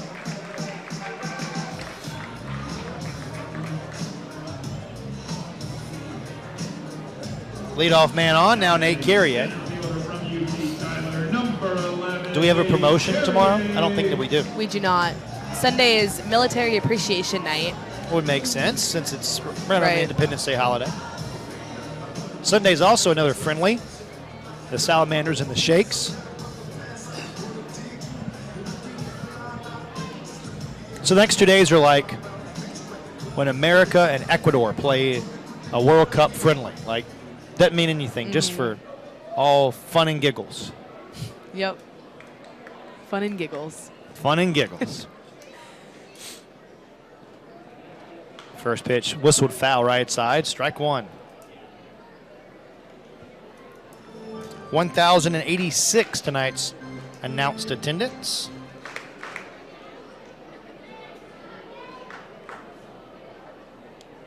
So Nate Carrier, a native of Louisiana. Yes. His parents were actually in town, and they cooked up some jambalaya the other night. Yeah, you missed it. Man. It was incredible.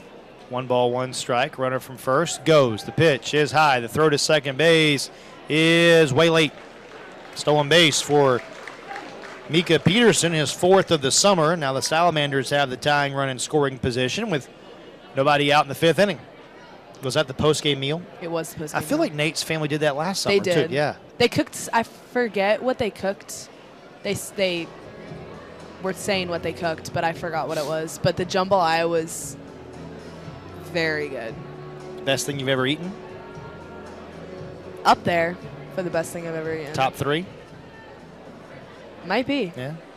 So it was top tier, as the Yeah. kids say. S tier. No, top tier. S tier is superior. Oh, that's a new one. Yeah. I've learned something today.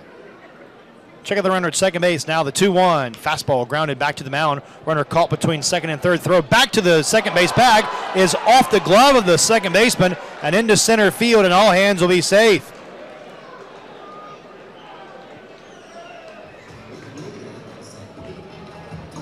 So it'll be a fielder's choice, allowing Carrier to reach. I don't think you can charge an error there, but I guess they're going to. 47, Josh Ross. And that'll bring up Josh Cross, who grounded out earlier tonight and was out in his last at-bat after a double play. Still no outs on the board. And 2 men on. The first pitch misses low on Cross. Ball 1. They've put an error on the board, but I don't believe you can charge an error on that play. No out was recorded, so it's just like a fielder's choice. I'll have a word with the official score. Swing, little fly ball into left center field. Might fall, and will. Racing around third, Peterson. He'll score. Here's Carrier to third. He slides in safely, and up to second base goes Cross with an RBI double. It's 3-3 in the 5th.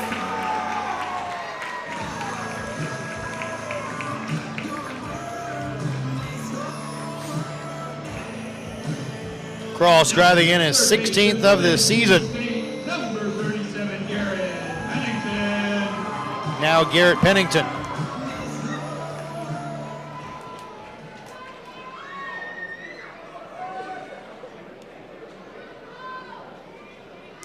Pennington struck out his last at-bat. First pitch, breaking ball misses. 1-0.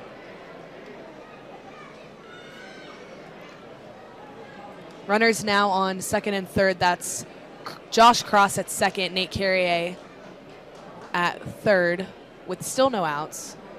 Chance for a big inning here for Holly Springs. Pennington takes low. 2 balls and no strikes.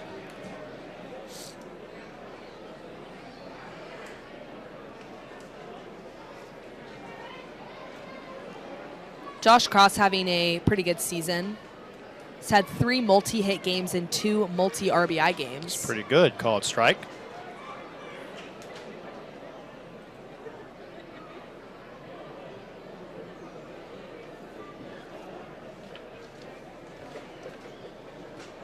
Has also had 2 home runs this season. Outside, 3-1.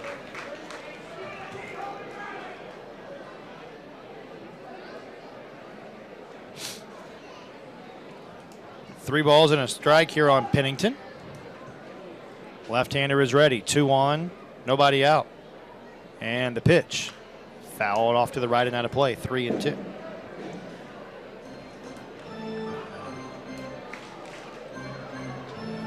And a ball here would load the bases for the Salamanders and bring up Wynn Johns. who, like I mentioned earlier, had a home run against the ZooKeepers last night with still no outs. The pitch is low, ball 4. And as you alluded to, the bases are loaded.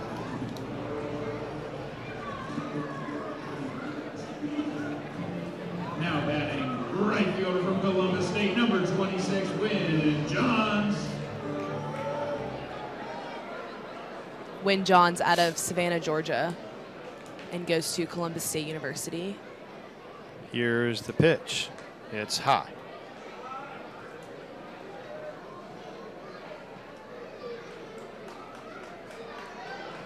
Another interesting fact about Win Johns, he has his phone in black and white. Really? Yeah, did you know you could do that? I did not. I didn't know that you could do that. That's outside. 2 balls and no strikes. He said it helps with the blue light and keeps him off his phone, which I think is pretty cool. Huh. That ball's inside, bringing the count to 3-0. And a walk here means a run.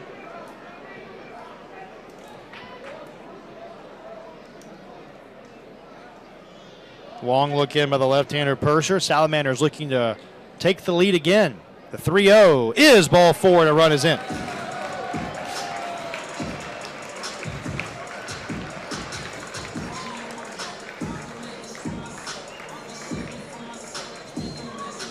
Johns with his 9th RBI of the year.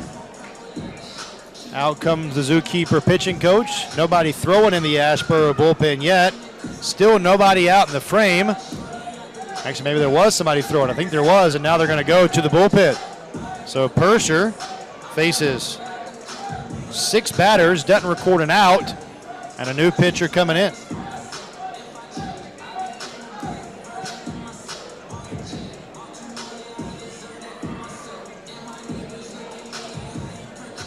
All right, so new pitcher coming in for Asheboro. We'll tell you who it is when we come back.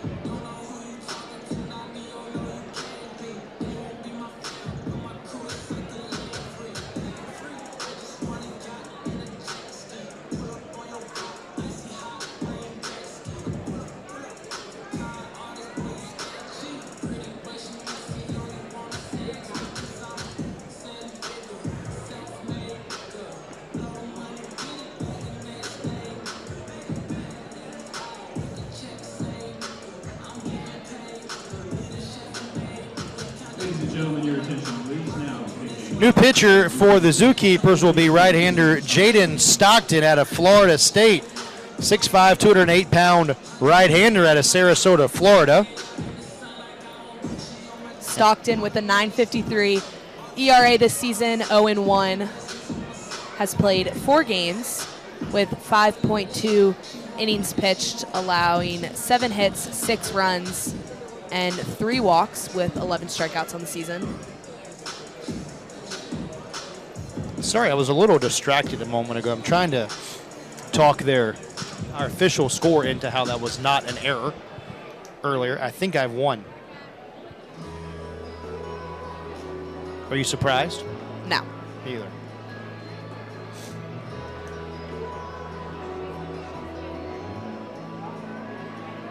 Now batting for the Salamanders, first baseman for Walter State. 23 pitches thrown by Purser. And the line not closed on him yet. Andrew Grandy up to bat.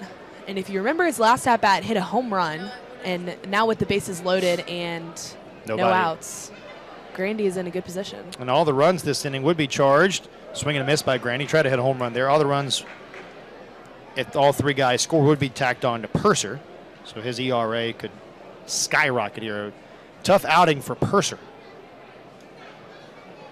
Check of the runners as the right-hander Stockton pitches and misses outside. 1 ball and 1 strike.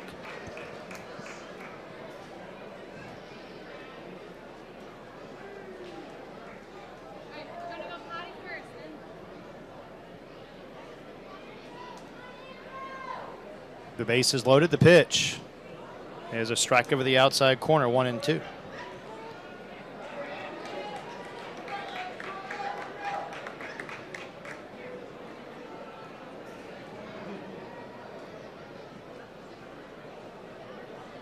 The 1-2 is just off the outside corner of the fastball, 2-2. By the way, they're not going to change it. They're going to leave it as an E1, which is an erroneous scoring decision. 2 balls and 2 strikes. The pitch swung on, line right side. That's a base hit. In to score his cross. Pennington to third. He'll get a stop sign there. And the Salamanders add to the lead. A 4-3, a 5-3 Salamander lead.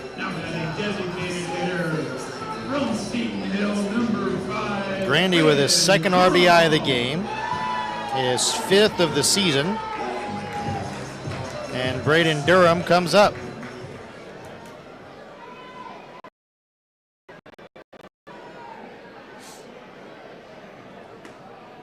Off the plate away.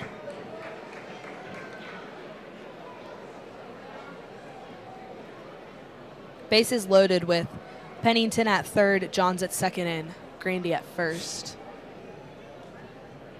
That ball lined foul off to the right, not a play.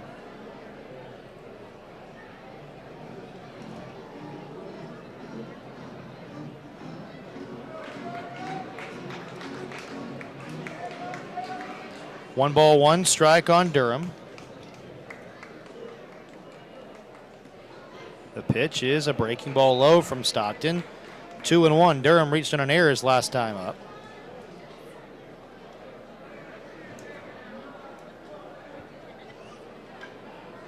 Bases loaded, nobody out. The pitch. Strike over the outside corner, 2-2.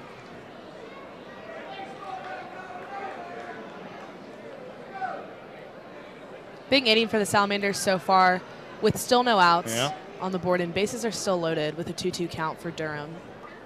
He takes strike 3 on the outside corner.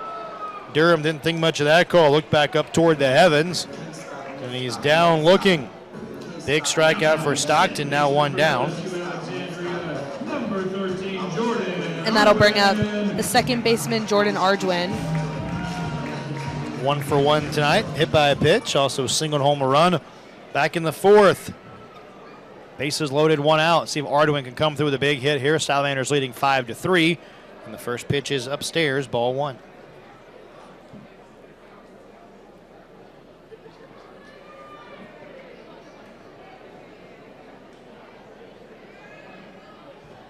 The 1-0, called a strike over the outside corner, 1-1.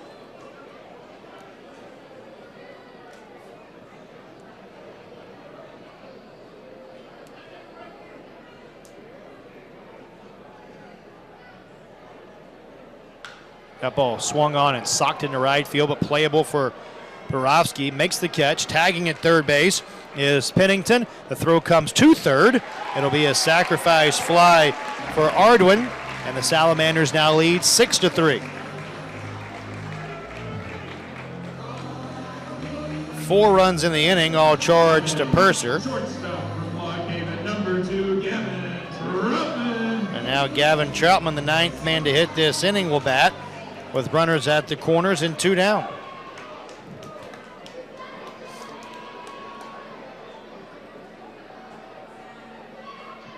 First pitch on Troutman, off the outside corner, ball 1.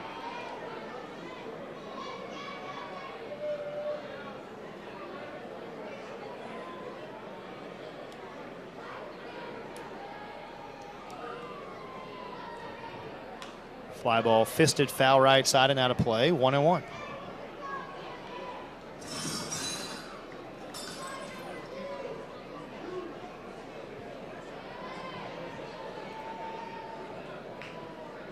One ball, 1 strike on Troutman.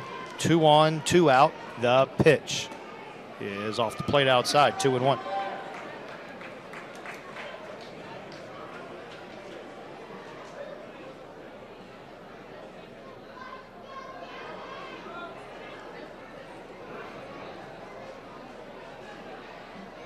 That ball lined out toward right center field, hit pretty well. Fringe on the move. He'll get there in the right center field and make the catch. And the Salamanders are turned away in the 5th inning. Salamanders score 4 runs in the inning on 2 hits. There was allegedly an error in the inning, and 2 men left on base. At the end of 5 complete innings, Holly Springs has the lead. Salamanders in front 6-3.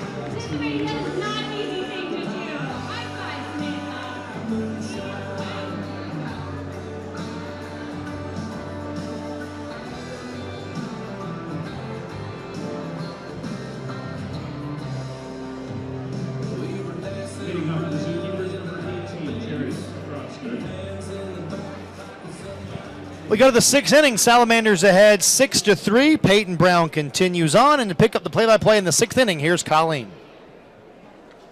Up to bat for the Zookeepers, Jarrett Pokrovsky grounded out and walked tonight.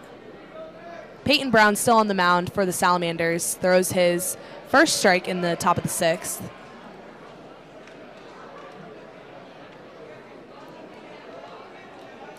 Peyton Brown allowing 2 runs, 1 hit, and leaving 2 on as that ball is flown out to left center and will drop for a double for Pokrovsky.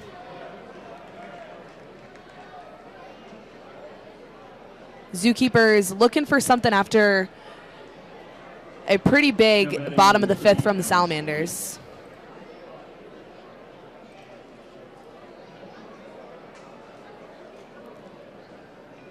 Batting next for the Zookeepers, Alex Lodis, struck out and grounded out tonight. 1 runner on. That ball is in there for strike 1.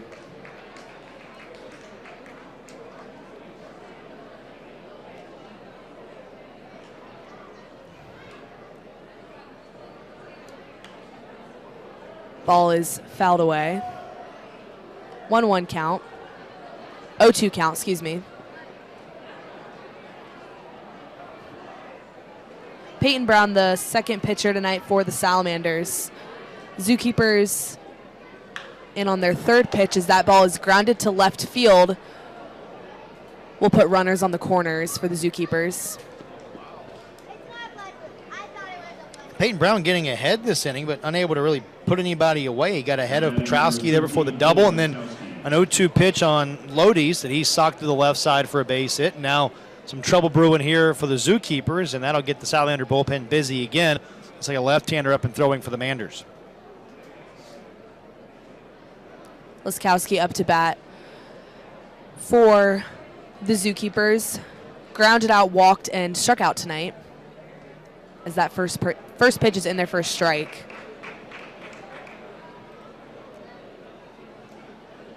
Asheboro now in scoring position, down 3 runs from Holly Springs. Ball's outside for ball 1, 1-1 count.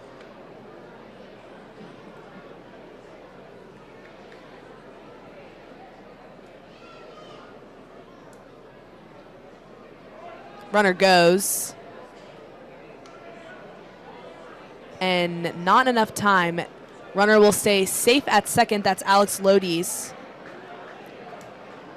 Runners now on second and third, putting both of them in scoring position and keeping Laskowski at the plate with a 2-1 count.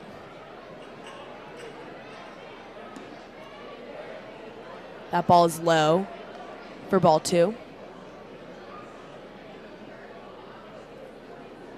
2-2 count, runners on second and third. Peyton Brown still on the mound for the Salamanders as that ball is chopped to first. Grandy will toss it to Brown for the first out, and that will bring in Jarrett Pokrovsky and send Alex Lodis to third. 1 out, 1 runner in, giving the Salamanders just a 2-run lead on Asheboro. Leo Giannani warming up in the Salamander bullpen, by the way.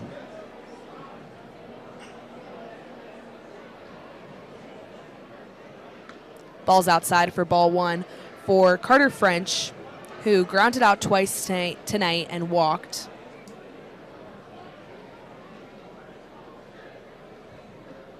That ball is low. You mentioned Leo Giannoni. He took the loss last night in Asheboro, pitching in that bottom of the 10th. It's a tough inning to pitch after going into extra innings. Yeah, I think that was one of the concerns for the Salamander coaching staff tonight. Line drive to center field will drop, bringing in another run for Asheboro and sending Carter French to first safely. Sixth RBI of the year for French, but that was one of the concerns with for Derek Roy and the Salamander coaching staff. They didn't really want Leo to throw on back-to-back days against Asheboro, but in a game where it seems like no team can really put any separation between the other, you got to make some tough calls, and a chance now for Leo to maybe have a little bit of redemption after last night's ball game. Right, and he's running up to the mound now, which will, excuse me, that's Jacob Coffin running up to the mound. Oh, so it was not Leo Giannani. And that'll do it for Peyton Brown as he walks back to the dugout and bring up Jacob Coffin, the freshman out of Penn State University.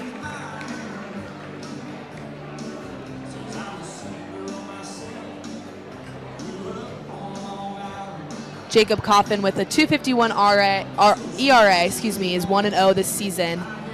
14.1 innings pitched, allowing 11 hits, 4 runs, walking 5, and 12 strikeouts this season.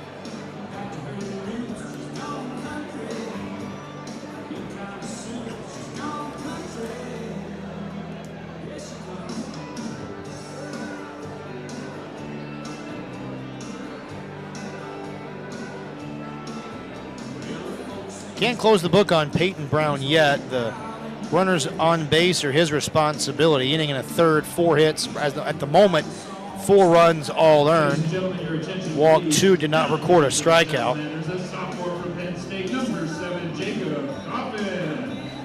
38 pitches thrown for Brown. And Coffin comes in a pretty tight spot here. Runner at first, 1 man out in a 1-run ball game, and he's facing the heart of the order here, Kyle Eden. He's got to find a way to bear down and make some pitches, hopefully get a ground ball here. Bringing up Jay Dillard, who has been walked 3 times tonight. And Jacob Coffin on the mound after that pitching change. Jacob Coffin, a native of Apex, North Carolina. You talked about staying at home. That first ball is outside. And not with the host family, like you mentioned, Andrew Grandy from Clayton. I would assume Jacob Coffin staying with his family is. I would assume. Apex is a couple miles away. Runner goes and will stay safe at second. That's Carter French with a stolen base. Jay Dillard with a 2-0 count. By the way, they changed the error. They did. They did. Congratulations. A win for Chris Edwards tonight. We need all the wins we can get. 2-0 count for Jay Dillard. Runner on second. Ball's outside.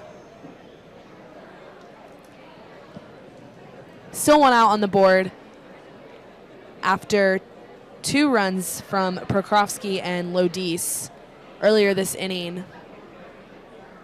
3-0 count for Dillard. That ball's in there for a strike. I found proof online to back up my point. Okay. You don't care that much, do Of you? course you did. You don't no, care. please share. No, I want to hear it. no, I you- do. No, it's fine. Our audience wants to They hear. do not care about my. I actually want to know. I'll tell you later. Okay. That ball's low for ball number 4, sending Dillard to first base, his 4th walk of the night. My argument Now was batting number 35, that Tyler McKee. you cannot charge an error because There was no out. well, if there is an out, there was no out, so you could charge an error because there was no out. The more I thought about it, that part didn't make sense.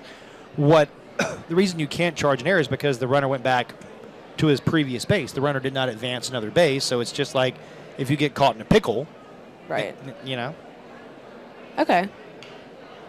Fly ball straight to the hands of Jordan Arduin. Runner stays safe at second, but we'll put one more out on the board, and that was Tyler McPeak with the fly ball to second base. Now batting number 25, Todd Hudson. 2 outs. Go ahead. No, go ahead. 2 outs for the Zookeeper. Todd Hudson, the left fielder, up to bat tonight, or up to bat right now, excuse me. Well, it's officially tonight. Like it's. It is tonight. I just, it didn't really make sense. Yeah, a lot of things I say don't make sense. I didn't know I was going to die on that hill today, but apparently I was. I don't know. Like, probably wasn't that big of a deal. Well, fly ball goes foul, and Pennington will make the catch for out number 3, closing the inning for Jacob Coffin and the Salamanders. 6-5 lead for Holly Springs, and as we head into the bottom of the 6th, the Salamanders will come up to bat. Fans, we're midway through the 6th inning, which is a great time to celebrate America's game with a pastime Pilsner from Local Time Brewing. Available throughout the concourse. After the game, head on down to the Brewery Tap Room on Main Street in the Village District for a pint of your favorite craft style. And fans, your attention please. If you drive a white Lincoln MKZ with an Illinois plate, BT98402, congratulations, you have the dirtiest car in the parking lot and have just won a free car wash from Finn's Car Wash. Please report to guest services on the main concourse to receive your prize.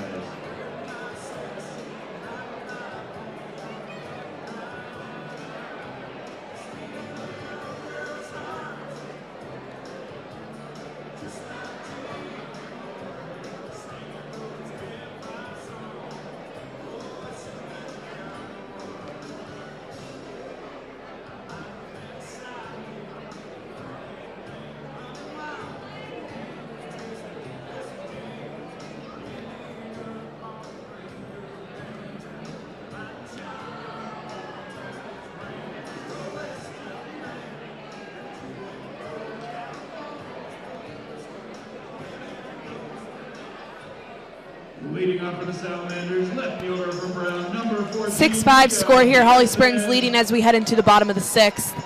And it'll be Peterson, Carrier, and Cross up to bat for the Salamanders. Peterson walked and grounded out tonight.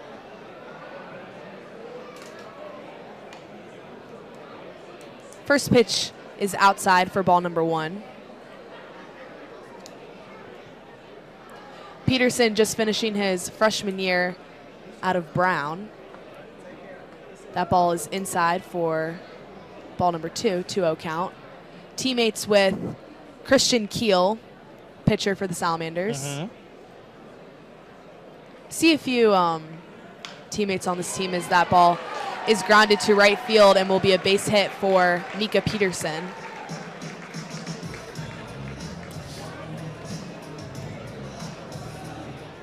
Now batting center And that will fielder bring up from UT Tyler, the center fielder, number Nate 11, Carrier. Some updated CPL scores while we have a second. Morehead City won game 1 of a doubleheader over Tri-City tonight, 3-2. Wilson in game 1 of a doubleheader turns back Wilmington 1-0. Ball's low for ball 1. In game 2 of those doubleheaders, Wilmington and Wilson 0-0 in the third. Morehead City leading Tri-City in game 2 of that doubleheader 3-1. Single games tonight around the league. Peninsula hosting Martinsville, they lead 2-0 in the 6th. Boone trailing High Point Thomasville 4-1, top of the 7th. Ball's outside for ball 2. Florence trailing Macon 4-1, top of the 5th inning from Macon. And Peninsula, or Lexington County and Forest City 2-0 Blowfish in the 6th. It's a busy night in the CPL tonight. It is. Friday night. As that ball is up there. 3-0 count. You know, every time I think of the Blowfish, now all I think about is you. Why? Because I think about Hootie and the Blowfish, and that you're the one that told me that the Blowfish were named for Hootie. Yeah. Ball is outside, sending Nate Carrier to first and Mika Peterson to second. Nate Carrier walked for the second time tonight.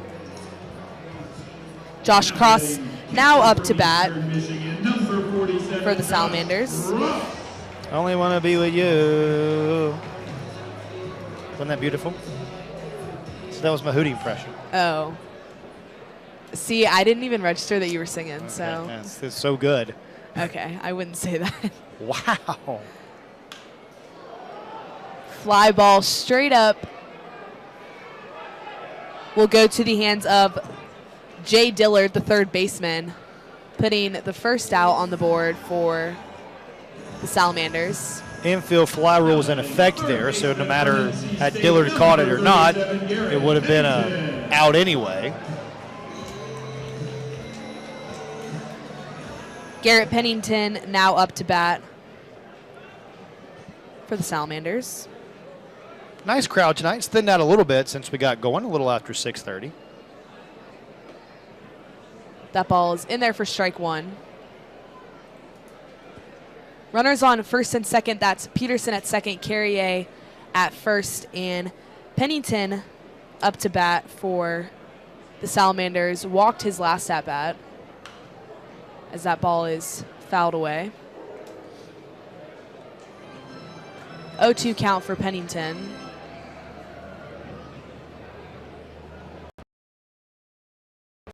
League's 5. Still early in the bottom of the 6th. As the sun has officially set here in Holly Springs, as a line drive to center field will bring Mika Peterson home and send Nate Carrier to third with an RBI for Garrett Pennington. Runners on the corners now, bringing up Wynn Johns. Grounded out, struck out, and walked tonight. Now batting right fielder from Columbus State, number 26, Wynn Johns. It's the first Salamander RBI for Garrett Pennington. In his second game of the season. Pretty good. It's pretty good. First pitch outside. Salamanders now with a 2-run lead. Asheboro keeping it close, as this will be the third game. Runner goes. Garrett Pennington safe at second, and now puts Carrier and Pennington in scoring position. 1 out on the board, and Wynn Johns up to bat with a 1-1 count. What that stolen base also does, Colleen, is it takes the double play away. So now a ground ball might get you a run, but it will not run you out of an inning. Right. Ball is outside. 2-1 count. Also, just noticed some more shards of glass falling from that light. Oh, I do see that. Thought it was raining for a second. I was like, wait, it's not raining. 2-1 count. Ball number 3. 3-1 count. Carrier on third. Pennington on second. Wynn Johns at the plate for the Salamanders with a 3-1 count. That ball's in there for a strike. Full count for Wynn Johns with only 1 out.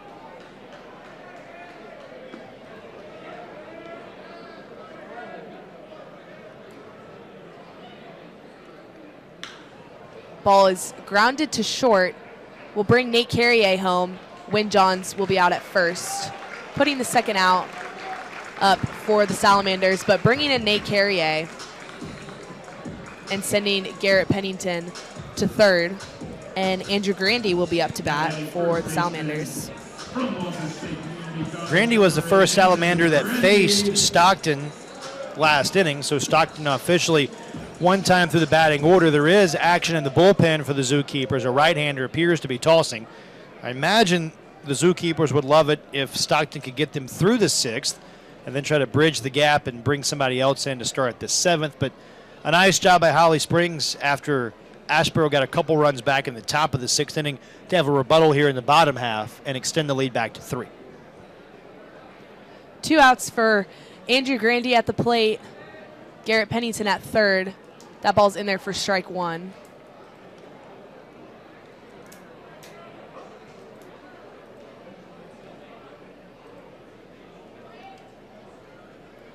Oh, 1 count. As that ball is fouled away to the stands. Hopefully someone can take that home as a souvenir. Have you gotten a baseball yet? You need to grab one and take home for a memento. I do. A Salamander baseball? No, just a CPL baseball. Yeah, Okay. I will. That ball is up and out for ball number 1, 1-2 count. I mean, we're like halfway through the season. I know, I do need a ball. Yeah. Hard to believe we're halfway through. We've only worked together like 6 times. Chris, will you sign my ball? That ball is fouled away. No, because that will devalue the ball like $100 as soon as I put a pin on it. Hey, you never know. Okay. 1-2 count for Andrew Grandy. Pennington at third with 2 outs.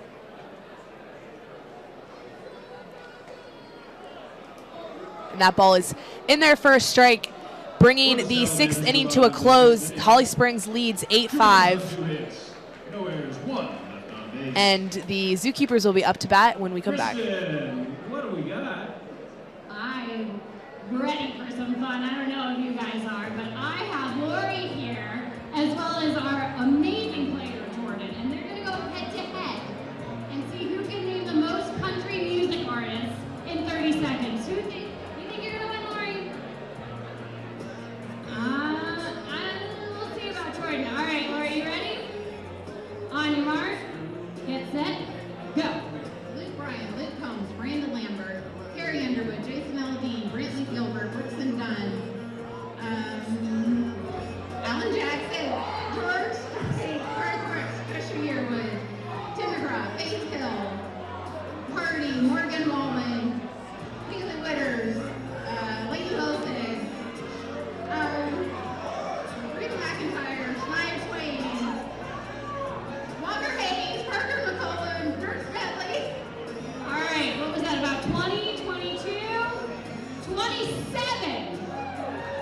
Jordan, you know your number is 27, and she got 27. All right, Sarah, your turn. Leo, count for me again. Ready, set, go. George Strait, Alan Jackson, Conway Switty, Randy Rogers, Randy Travis, Luke Combs, Luke Bryan, Zach Bryan, Morgan Wallen, Whiskey Mike, Tyler Childers, Jason Aldean, Kenny Chesney, Miranda Lambert, Shania Twain, Carrie Underwood, Stoney LaRue. 8-5 score here in Holly Springs, North Carolina. Holly Springs leading Asheboro as we head into the top of the 7th. The Zookeepers will be up to bat. Jared Beebe, the designated hitter, and Chris Edwards here with play-by-play. All right, Colin, thank you. We go to the 7th inning. Salamanders leading by 3. Jacob Coffin continues on. He came on and issued a walk to the first man he faced, then got a pop out and a foul out to truncate the frame. And his first pitch comes inside and hits Beebe, the first hit batsman of the ball game by a Salamander. And the leadoff man is aboard. And that's the one thing the Salamanders have not been able to do tonight as a staff is find a way to get a shutdown inning. You go back, now neither team has had a shutdown inning. The Zookeepers scored first, opened up the scoring in the 4th inning, then Holly Springs 2 runs in the bottom half. So The pitch home is a little bit low to Jake Holland. Then in the 5th inning, Holly Springs scored 4 runs after the ZooKeepers had scored 2. So after Holly Springs scores 2 to take the lead, ZooKeepers score 2 more. There's a ground ball towards short. Troutman up with it, feeds Arduin. There's 1 on to first. 2, a double play. 6-4-3. And the pitcher's best friend, Holland, is down. The bases are empty. Now batting number 18. 13th double play for the Salamanders this year. And then Holly Springs had that rebuttal in the bottom of the 5th inning, scoring 4 times. Then Asheboro 2 runs in the top of the 6th. Holly Springs then gets 2 runs in the bottom half, and that's where we're at right now. First pitch misses, barely. Gonna look back toward the dugout from the home plate umpire, Dennis Mishaw. Maybe some chirping from that Salamander dugout at the strike zone. 1-0, swing and a miss, 1-1. And that'll be the second double play here in this game tonight. Yeah. The first one was Carrier and Cross back in the 3rd inning. 1-1 on Perovsky, swing and a miss, 1-2. Perovsky with that double and a run scored to start the 6th inning. He's also singled and walked. He's had a really good night. Outfield, straight away. Coffin ready. The 1-2 popped up into right field, playable for Johns. He's got it, and the side is retired. A quasi 1-2-3 7th. The leadoff hit batsman does no harm, and it is time to stretch at Holly Springs. We invite you to get up and stretch them out wherever you might be. Unless you're driving, then don't stretch. That's a really bad idea. We go to the last of the 7th inning. It's a 3-run lead for the Salamanders.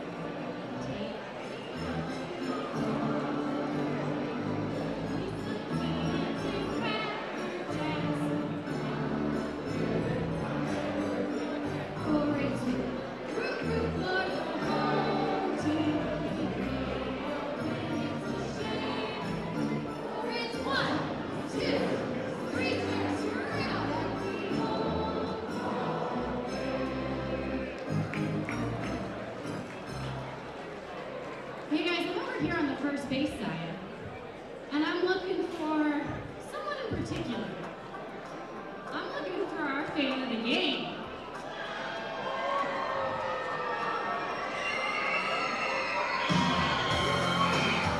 I'm sorry, who's the fan of the game?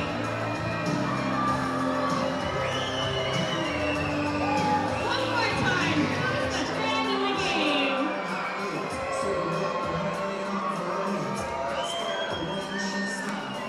Congratulations to tonight's winner. They're headed to Jersey Mike's to get us some love. Fans are reminded that Coastal Playing League action continues at tomorrow night, July 1st, as your man goes to the Salamanders Club. First pitch is 6:30 p.m. Also, fans are reminded that alcohol sales at our Tim Stadium concession stands, as well as the unique stands, will teams with the final round this afternoon. And ladies and gentlemen, your attention please now. Pitching for We go to the last of the 7th. Salamanders leading 8-5. New pitcher Austin Fine is in for the ZooKeepers. Austin 5 with a 21.60 ERA on the season is 0-1, pitching 4 games with 2 starts on the season, 5 innings pitched, allowing 15 hits, 16 runs, 7 walks, and striking out 5. First pitch to Braden Durham misses up and inside, ball 1. Durham on the base pass twice tonight. Walked, reached on an error, and scored and struck out looking. Fine actually threw here against Holly Springs a couple of weeks ago as that ball lobbed into center field for a base hit. And Durham aboard to start the 7th. Salamanders looking to add some insurance to their ledger. And it'll bring up Jordan Arduin.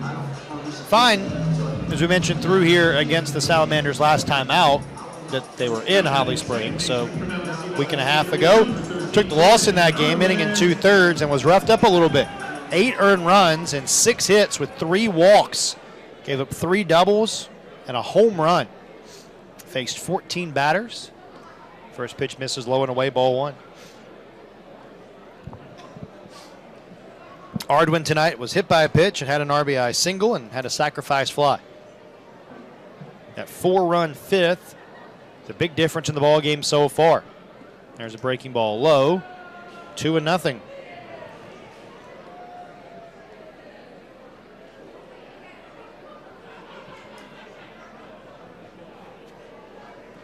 Right-hander against right-hander, runner from first. The 2-0, line towards second base, caught. Throw by Lekowski back to first is in time. A double play.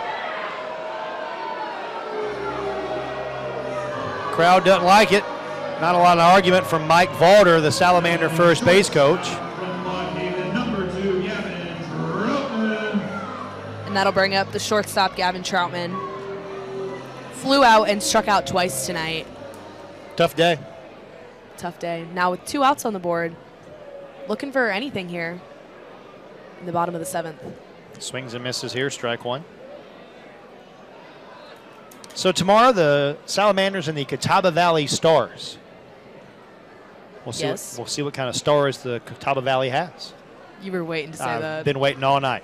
Swing and a miss, 0-2.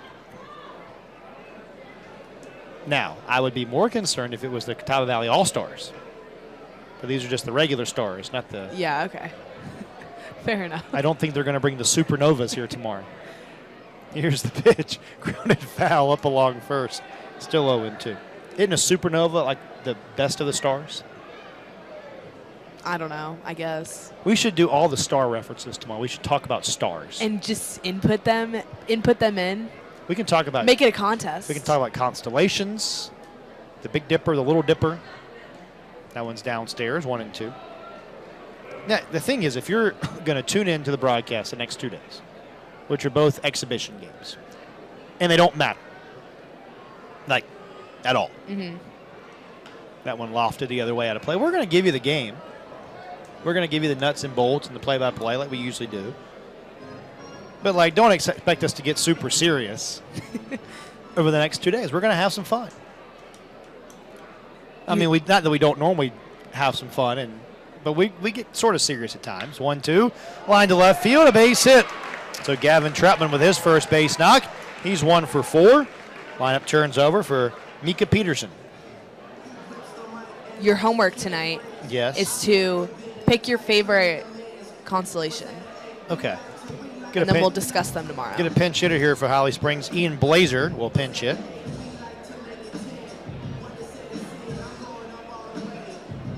Ladies and gentlemen, your attention please. Pinch hitting for the Salamanders. A freshman from the University of San Diego, number 46, Ian Blazier. Ian Blazier is new to the Salamanders out of the University of San Diego. I think he might have just gotten here yesterday, actually. I think you're right. There are worse places to go to school than San Diego. Right.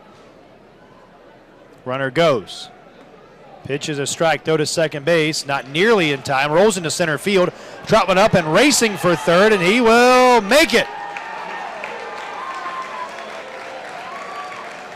So a stolen base for Troutman. The throwing error on the catcher. That'll be the second error of the inning, or of the game on Asheboro. Now a runner at third with 1 man out. And a chance for Blazier here to knock home another. Troutman now tying Carrier for the most stolen bases on the Salamanders with 10. Nice. Fine, pitches and misses outside, 1-1. We can talk about, all kinds of stars. Planets, the Milky Way. Well, we can't spoil it. I'm just giving people a preview. It's what we call a tease outside 2 and 1. That's a inside baseball term there.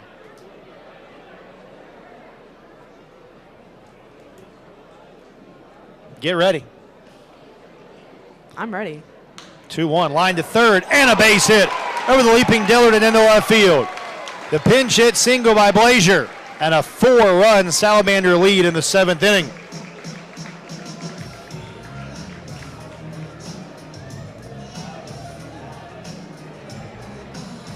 Welcome to Holly Springs. Blazier, a RBI and a hit. And now Nate Carrier digs in.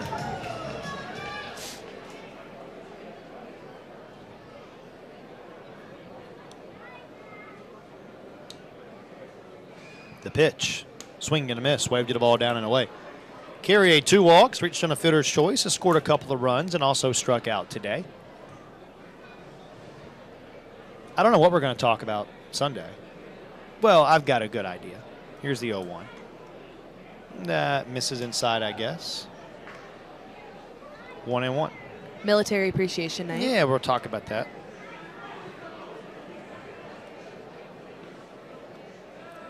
Pickoff attempt. Blazers stay safe at first. 1-1 count for Nate Carrier.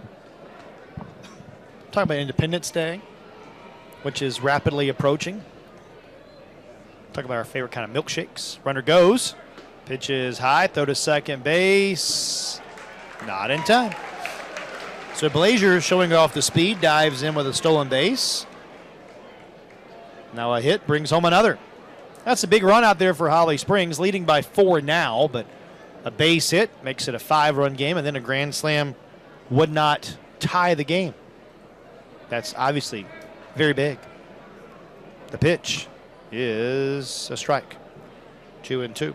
All kinds of fun content the next 2 days.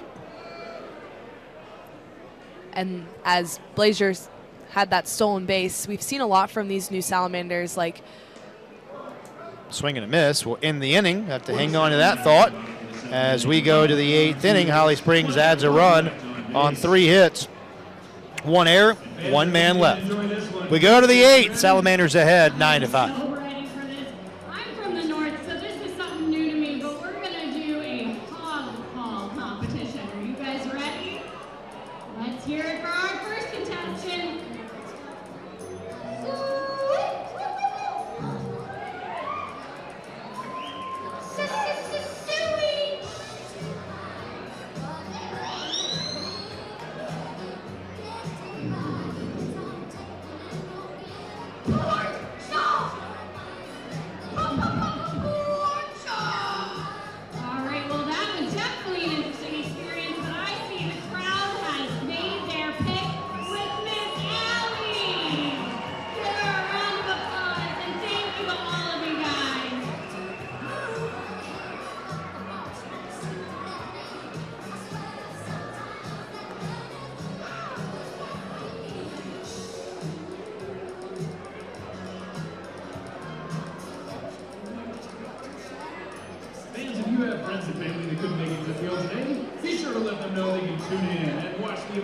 With FloBaseball, with our very own Chris and Colleen.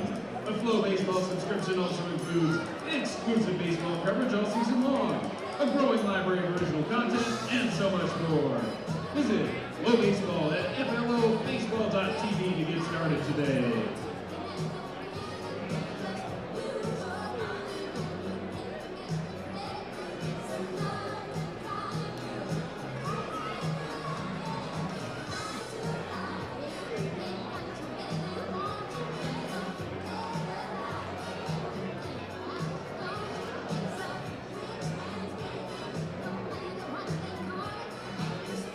Leading off for the ZooKeepers, number 30, Alex Luis. Jacob Coffin continues on for the Salamanders as we go to the 8th inning. Holly Springs ahead, 9-5.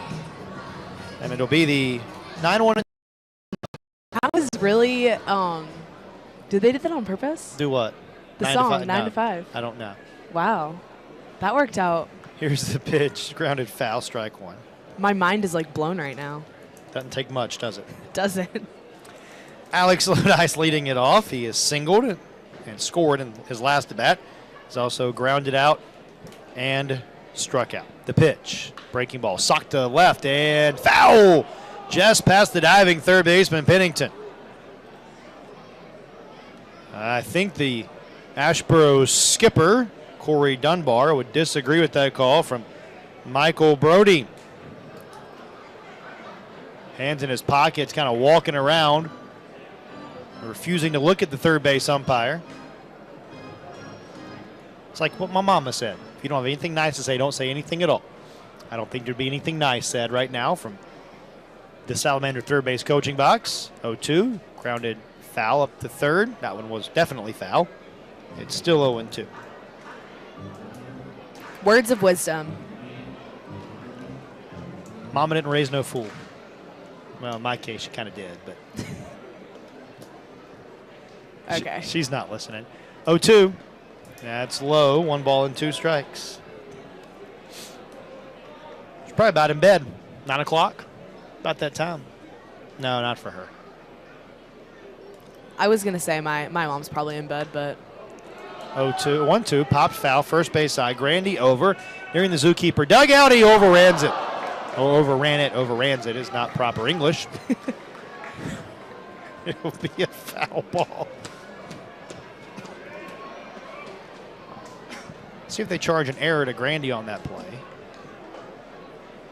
They could if Lodis reaches base, but we'll see. I'm not going to get all worked up. I was going to say no, I've had another error conversation. I've had my one win for tonight. That ball grounded weakly out towards short. Should be playable for Troutman. He throws him out, and the leadoff man is retired. Now batting number 13. I don't know why that one. It just It hit me the wrong way. Yeah. It's like that sometimes. it'd be like that sometimes. It'd be like that sometimes. There you go. It do. It sure do. Here's Kolikowski, 0 for 3 with a walk tonight. Left on left, first pitch. The Ephus pitch in there for a strike, 0-1. We're in the 8th. Now, we've given you all of kind of a preview of the next 2 days. Here's the Stars. offering. Yeah, that's outside, 1-1. The Stars and the Shakes. Yeah, so you know what's coming. But the problem is, we're your only option for the game. They're stuck. Kind of are. 0-2 in there, strike. That's 1-2 now. It was a 1-1 count. Now 1-2. I guess they could utilize the mute button, which I'm sure is getting utilized a lot more tonight now that I'm back. The 1-2 is off the outside corner, maybe a smidgen high, 2-2. If anything, we provide the entertainment. We provide something. 2-2. Left on left, the pitch from Coffin. Swing and a foul tip right at home plate.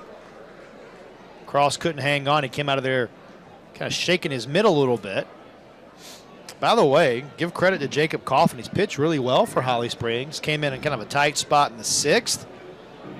Pitched to quasi 1-2-3 7th. And retired the first man here in the 8th. He's given the Manders a little bit of length out of the bullpen and was only at 15 pitches when this 8th inning began. 2-2, the pitch. Little ground ball to first. Playable for Grandy, who picks it up, steps on the bag for out number 2. Now batting number 6, Carter French. And that'll bring up the center fielder for the Zookeepers, Carter French. 2 stolen bases tonight. By the way, I'm presuming that Blazier remained in the game to play left field.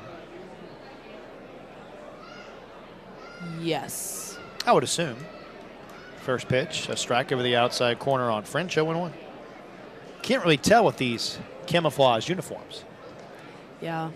It is rough to see those numbers. Don't know who designed those jerseys, but that was not it. There's a called strike, 0-2 on French.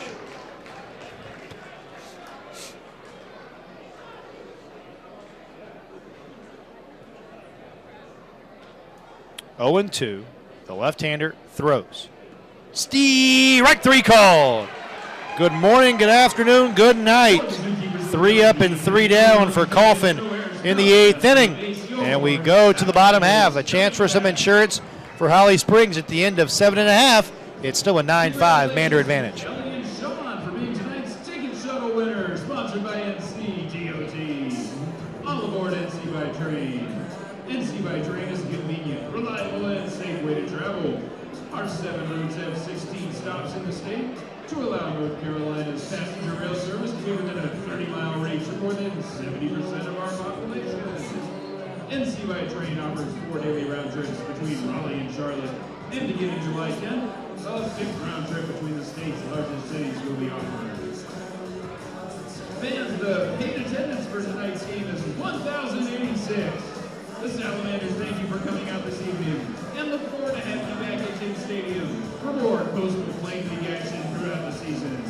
Check the schedule, read the latest news, and get your tickets by visiting salamandersbaseball.com.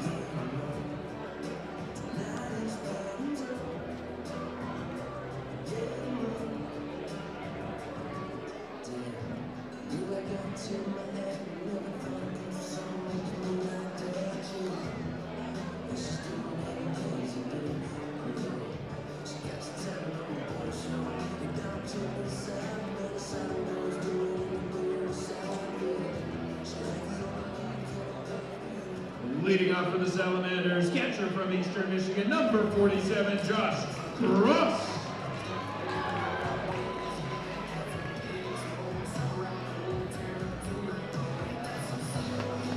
We go to the last of the 8th inning. Salamanders ahead, 9-5. Chris and Colleen, the dynamic duo, back with you.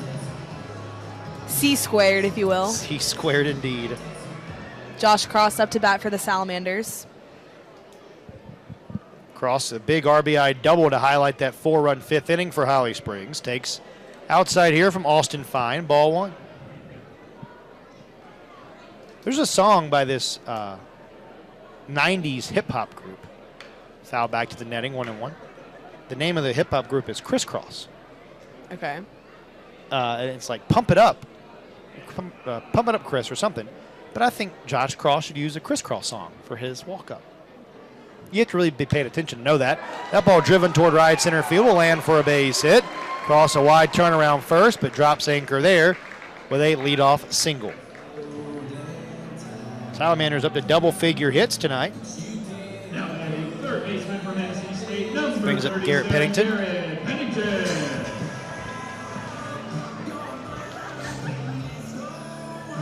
Across the CPL tonight, Morehead City took Game 1 3-2 over Tri-City in their doubleheader tonight, and Wilson took Game 1 1-0 Outside for ball, 1-0 on Garrett Pennington. in their first game. Morehead City leading Tri-City in the bottom of the 4th in Game 2 of their doubleheader, and no score for Wilson and Wilmington in the top of the 5th. That ball misses, a slider away, 2-0. Peninsula leading Martinsville 2-0 in the top of the 8th. High Toms leading the Bigfoots 5-1 in the bottom of the 7th. Is it Bigfoot or Bigfoots? It's Bigfoots. My dad and I were actually talking about that That's inside ball 3 on Garrett Pennington. the other night. That doesn't make any sense. It doesn't make sense, but it kind of does make sense because you wouldn't say Bigfoot is essentially a person. Okay. So you wouldn't, it's multiple Bigfoots. Okay, but that's It's not like a foot. Like you wouldn't say big feet. called as strike well. 3 and 1. Okay, You get but what I'm saying? yes, yeah, but also like a poor comparison here. Here's a 3-1, and that's ball 4 inside. First 2 men have reached against Austin Fine here in the 8th inning. That's like you don't go around saying, okay, let's say Right fielder from Columbus State, number Win Johns. 26, Win he's got you got 2 RBIs tonight, 2 RBI, right? You don't say Win Johns on the season has 8 RBIs, right? It's just RBI. It's runs batted in. If you said he's got 8 RBIs, he's got 8 runs batted ins, Okay. right? He chose bunt, and You bunts do through it for a strike. hear people say RBIs though. Yeah, but that's like saying runs batted ins. If you, like, Right. that's dumb. Yeah, but grammatically it sounds It sounds fine grammatically, but it's Yeah. because you're not like thinking of it Yes. grammatically. Right. Okay. he bunts. Front of the plate, picked up by the catcher.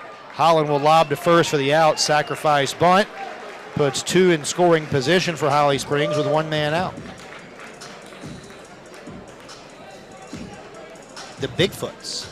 The Bigfoots. It's like multiple Bigfoots. You know what I mean? You wouldn't say the big feet.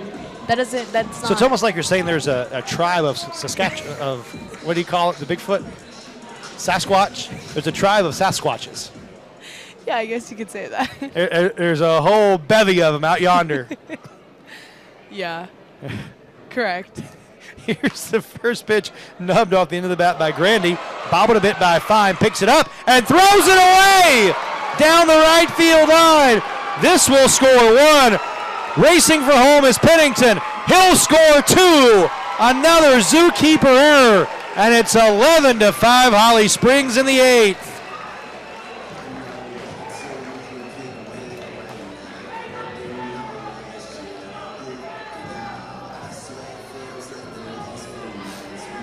Andrew Grandy now at second with only 1 out for the Salamanders, and Braden Durham up to bat.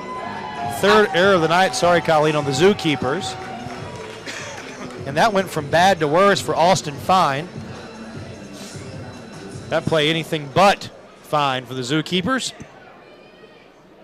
Still 1 man out in the inning. Now the pitch. is inside on Braden Durham for ball one. Durham, a single, reached on an error and walked tonight. There is bullpen activity behind Fine out in right center field for Asheboro.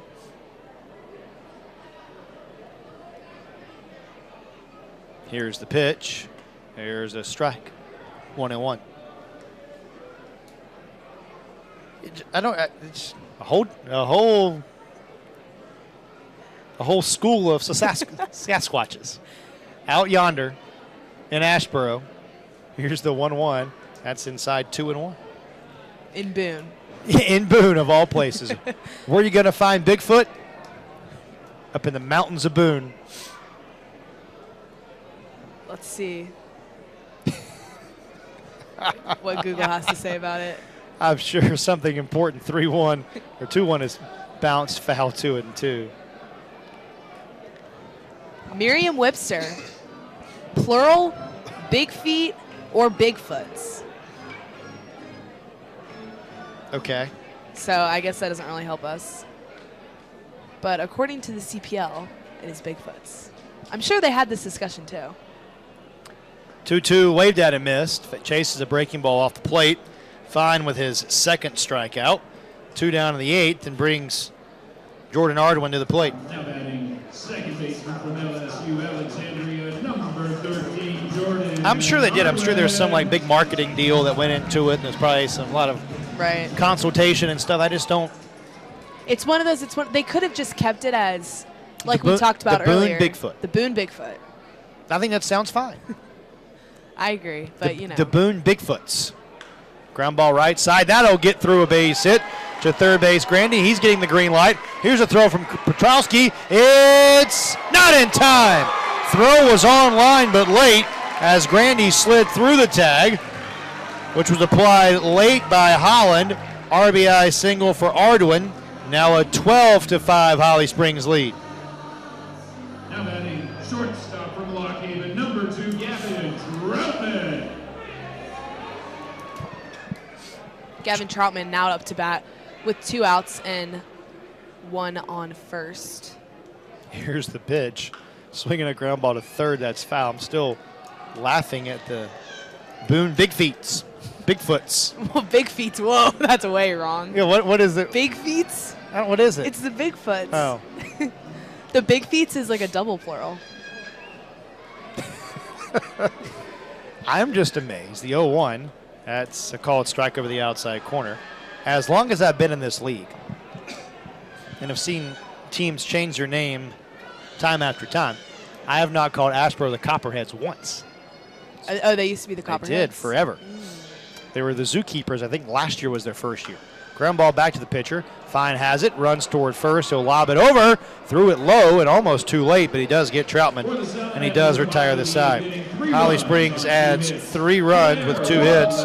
There was an error and a man left. We go to the 9th inning. Last licks for the ZooKeepers. The bullpen gate swings open. A new pitcher coming in for Holly Springs. We'll tell you who it is when we return. Salamanders ahead after 8.5, 13-5.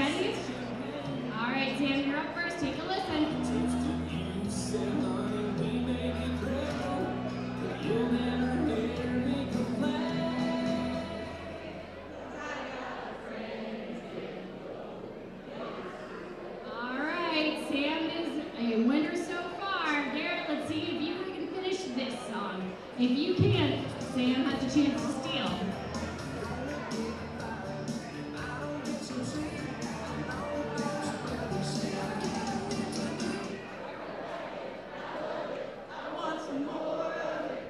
Sam is our double winner tonight, and thank you guys for participating because you guys do the songs too.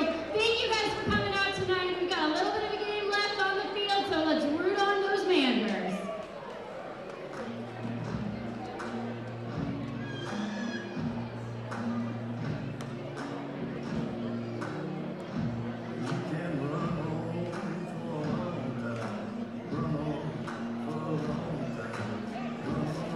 Ladies and gentlemen, your attention, please. Now pitching for the Salamanders, a graduate student in Vanderbilt, number 40, Jack Anderson.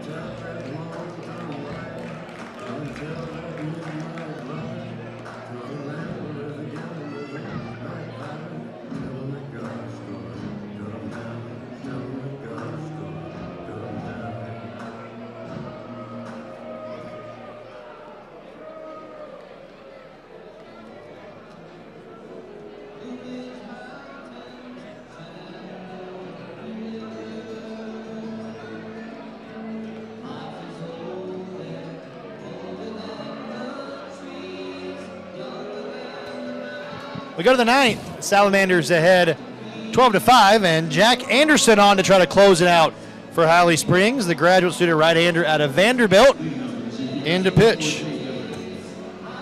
Jack Anderson with 1.1 innings pitched into his third game here for the Salamanders with 2 strikeouts and earned the save against the Wilson Tobbs. By the way, our great friend of the broadcast and one of the best in the league, Justin Sellers, listening in tonight, sends me a nice note about how it is grammatically correct to say RBIs with the S, because the acronym is RBI, which stands for run batted in, not runs or ins. Ground ball up the middle. This is Troutman, the shortstop, up with it, clutches it, and throws to first in time for the out. Similarly, if you were a POW, a reference to multiple prisoners of war, say 7, you wouldn't say 7 POW, you would say 7 POWs. He's exactly right. He is. Thank you, Justin. Thanks to Justin, indeed. Chris Edwards stands corrected. I'll admit when I'm wrong, which happens frequently.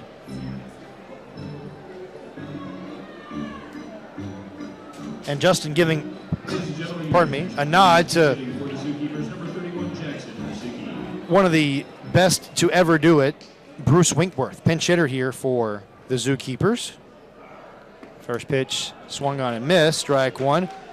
Jackson Rozicki, who is pinch hitting here. Bruce, the longtime sports information director at North Carolina State, the first official score that the Salamanders had. Oh. And I got to know Bruce really well over the couple years that we worked here together.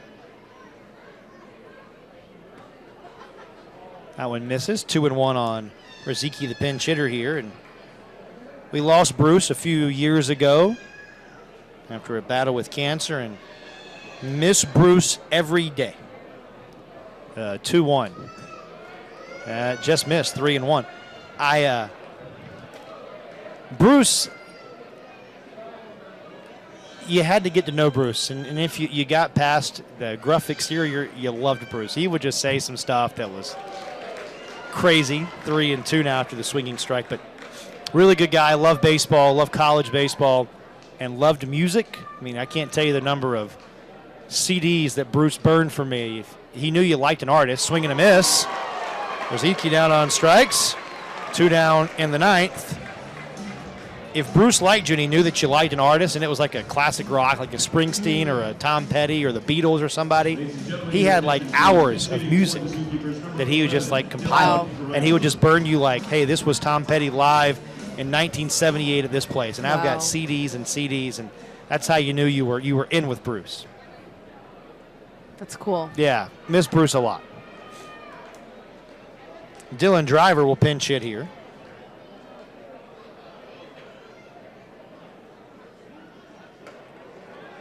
And a check swing. He did not go on appeal at first base. 1 ball and no strikes.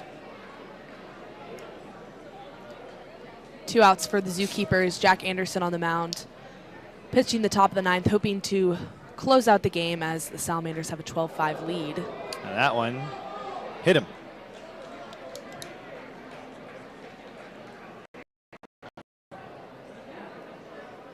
Failed to mention, really good outing by Jacob Coffin tonight. 2 2/3 innings, no hits, no runs, a walk, a hit batsman, and a strikeout through 30 pitches.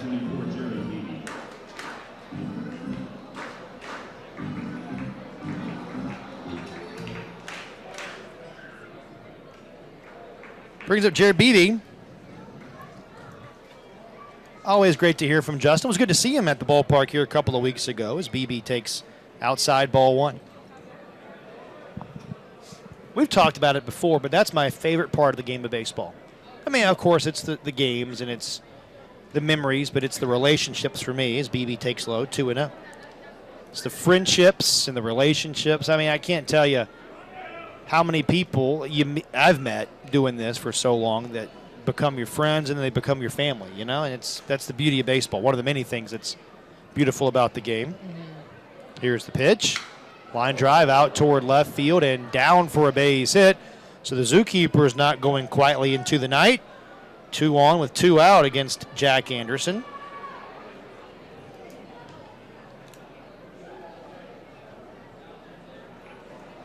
And that'll bring up the catcher, Jake Holland. Now batting number 29. Struck Jake out, Holland. singled,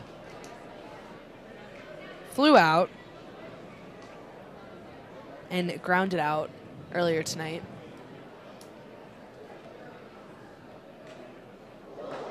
And that one gets away. Runners racing for second and third, and the wild pitch will move the runners up to second and third. Getting a little dicey. I mean, not a little dicey. Salamanders still have quite the comfortable advantage here, but still.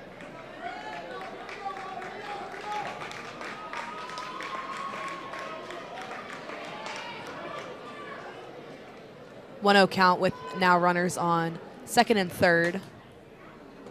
It's big swing and a miss here. 1-1 on Jake Holland, the catcher.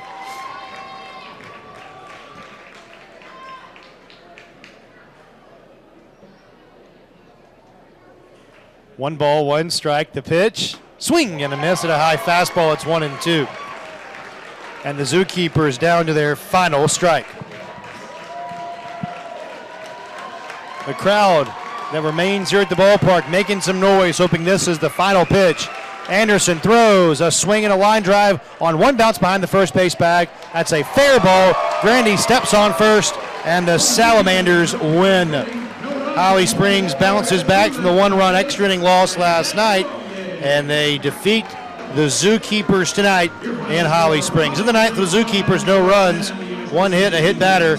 They leave 2 men on base. Final totals tonight for Holly Springs: 12 runs, 11 hits, 1 error, and 9 men left on base. With the Zookeepers, 5 runs on 7 hits, uncharacteristic 3 errors for Asheboro tonight.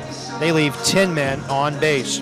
The winning pitcher for Holly Springs tonight will be Peyton Brown. And is that Peyton's first one of the year? I'm trying to look and see. Nope, he is now 2-0 on the season. So Brown the victory. He goes to 2-0. And the loss for the Zookeepers tonight will be charged to Tristan Purser. Can you look and see? Do you have your stats up, Colleen? You have your stats up? I can pull it up if you don't. For Tristan Purser, it is his first decision of the year, I believe. second. 0-2. He now goes 0-2. Yep, Purser 0-2. And the time of the game, 2 hours and 40 minutes. And played in front of a crowd of 1,086. Salamanders win it 12-5. Really complete ball game for Holly Springs tonight, really at all facets. Right, and you like to see the Salamanders bounce back after 2 losses on the road. And like you said, they'll be in Wilmington tomorrow for a split squad, and then all back here on Sunday night for an exhibition game against the Shakes before they head back on the road next week. So looking for any kind of momentum here as they head into a couple game stretch. Yeah, but a nice bounce back win for Holly Springs tonight. They are now 10-13 on the year. Asheboro drops to 8-12. Final totals again for Holly Springs: 12 runs, 11 hits, 1 error. They leave 9 for Asheboro. 5 runs, 7 hits, 3 errors. They strand 10. Brown the win, 2-0. Purser the loss, 0-2.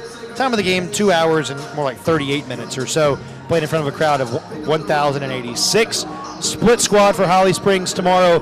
Most of the team heading to Wilson to take on the Tops. Colleen and I are back here with you tomorrow at 6:30-ish for the Salamanders and the Catawba Stars. Not the Supernovas, just the regular Stars. Just the Stars. Hope that you'll make plans to join us in person at on the FloBaseball.tv or here at the ballpark, SalamandersBaseball.com. For Colleen Schultz and the rest of our great team, Chris Edwards saying good night from Holly Springs. Salamanders win it 12-5, and we'll talk to you tomorrow for more Salamander baseball. So long, everybody.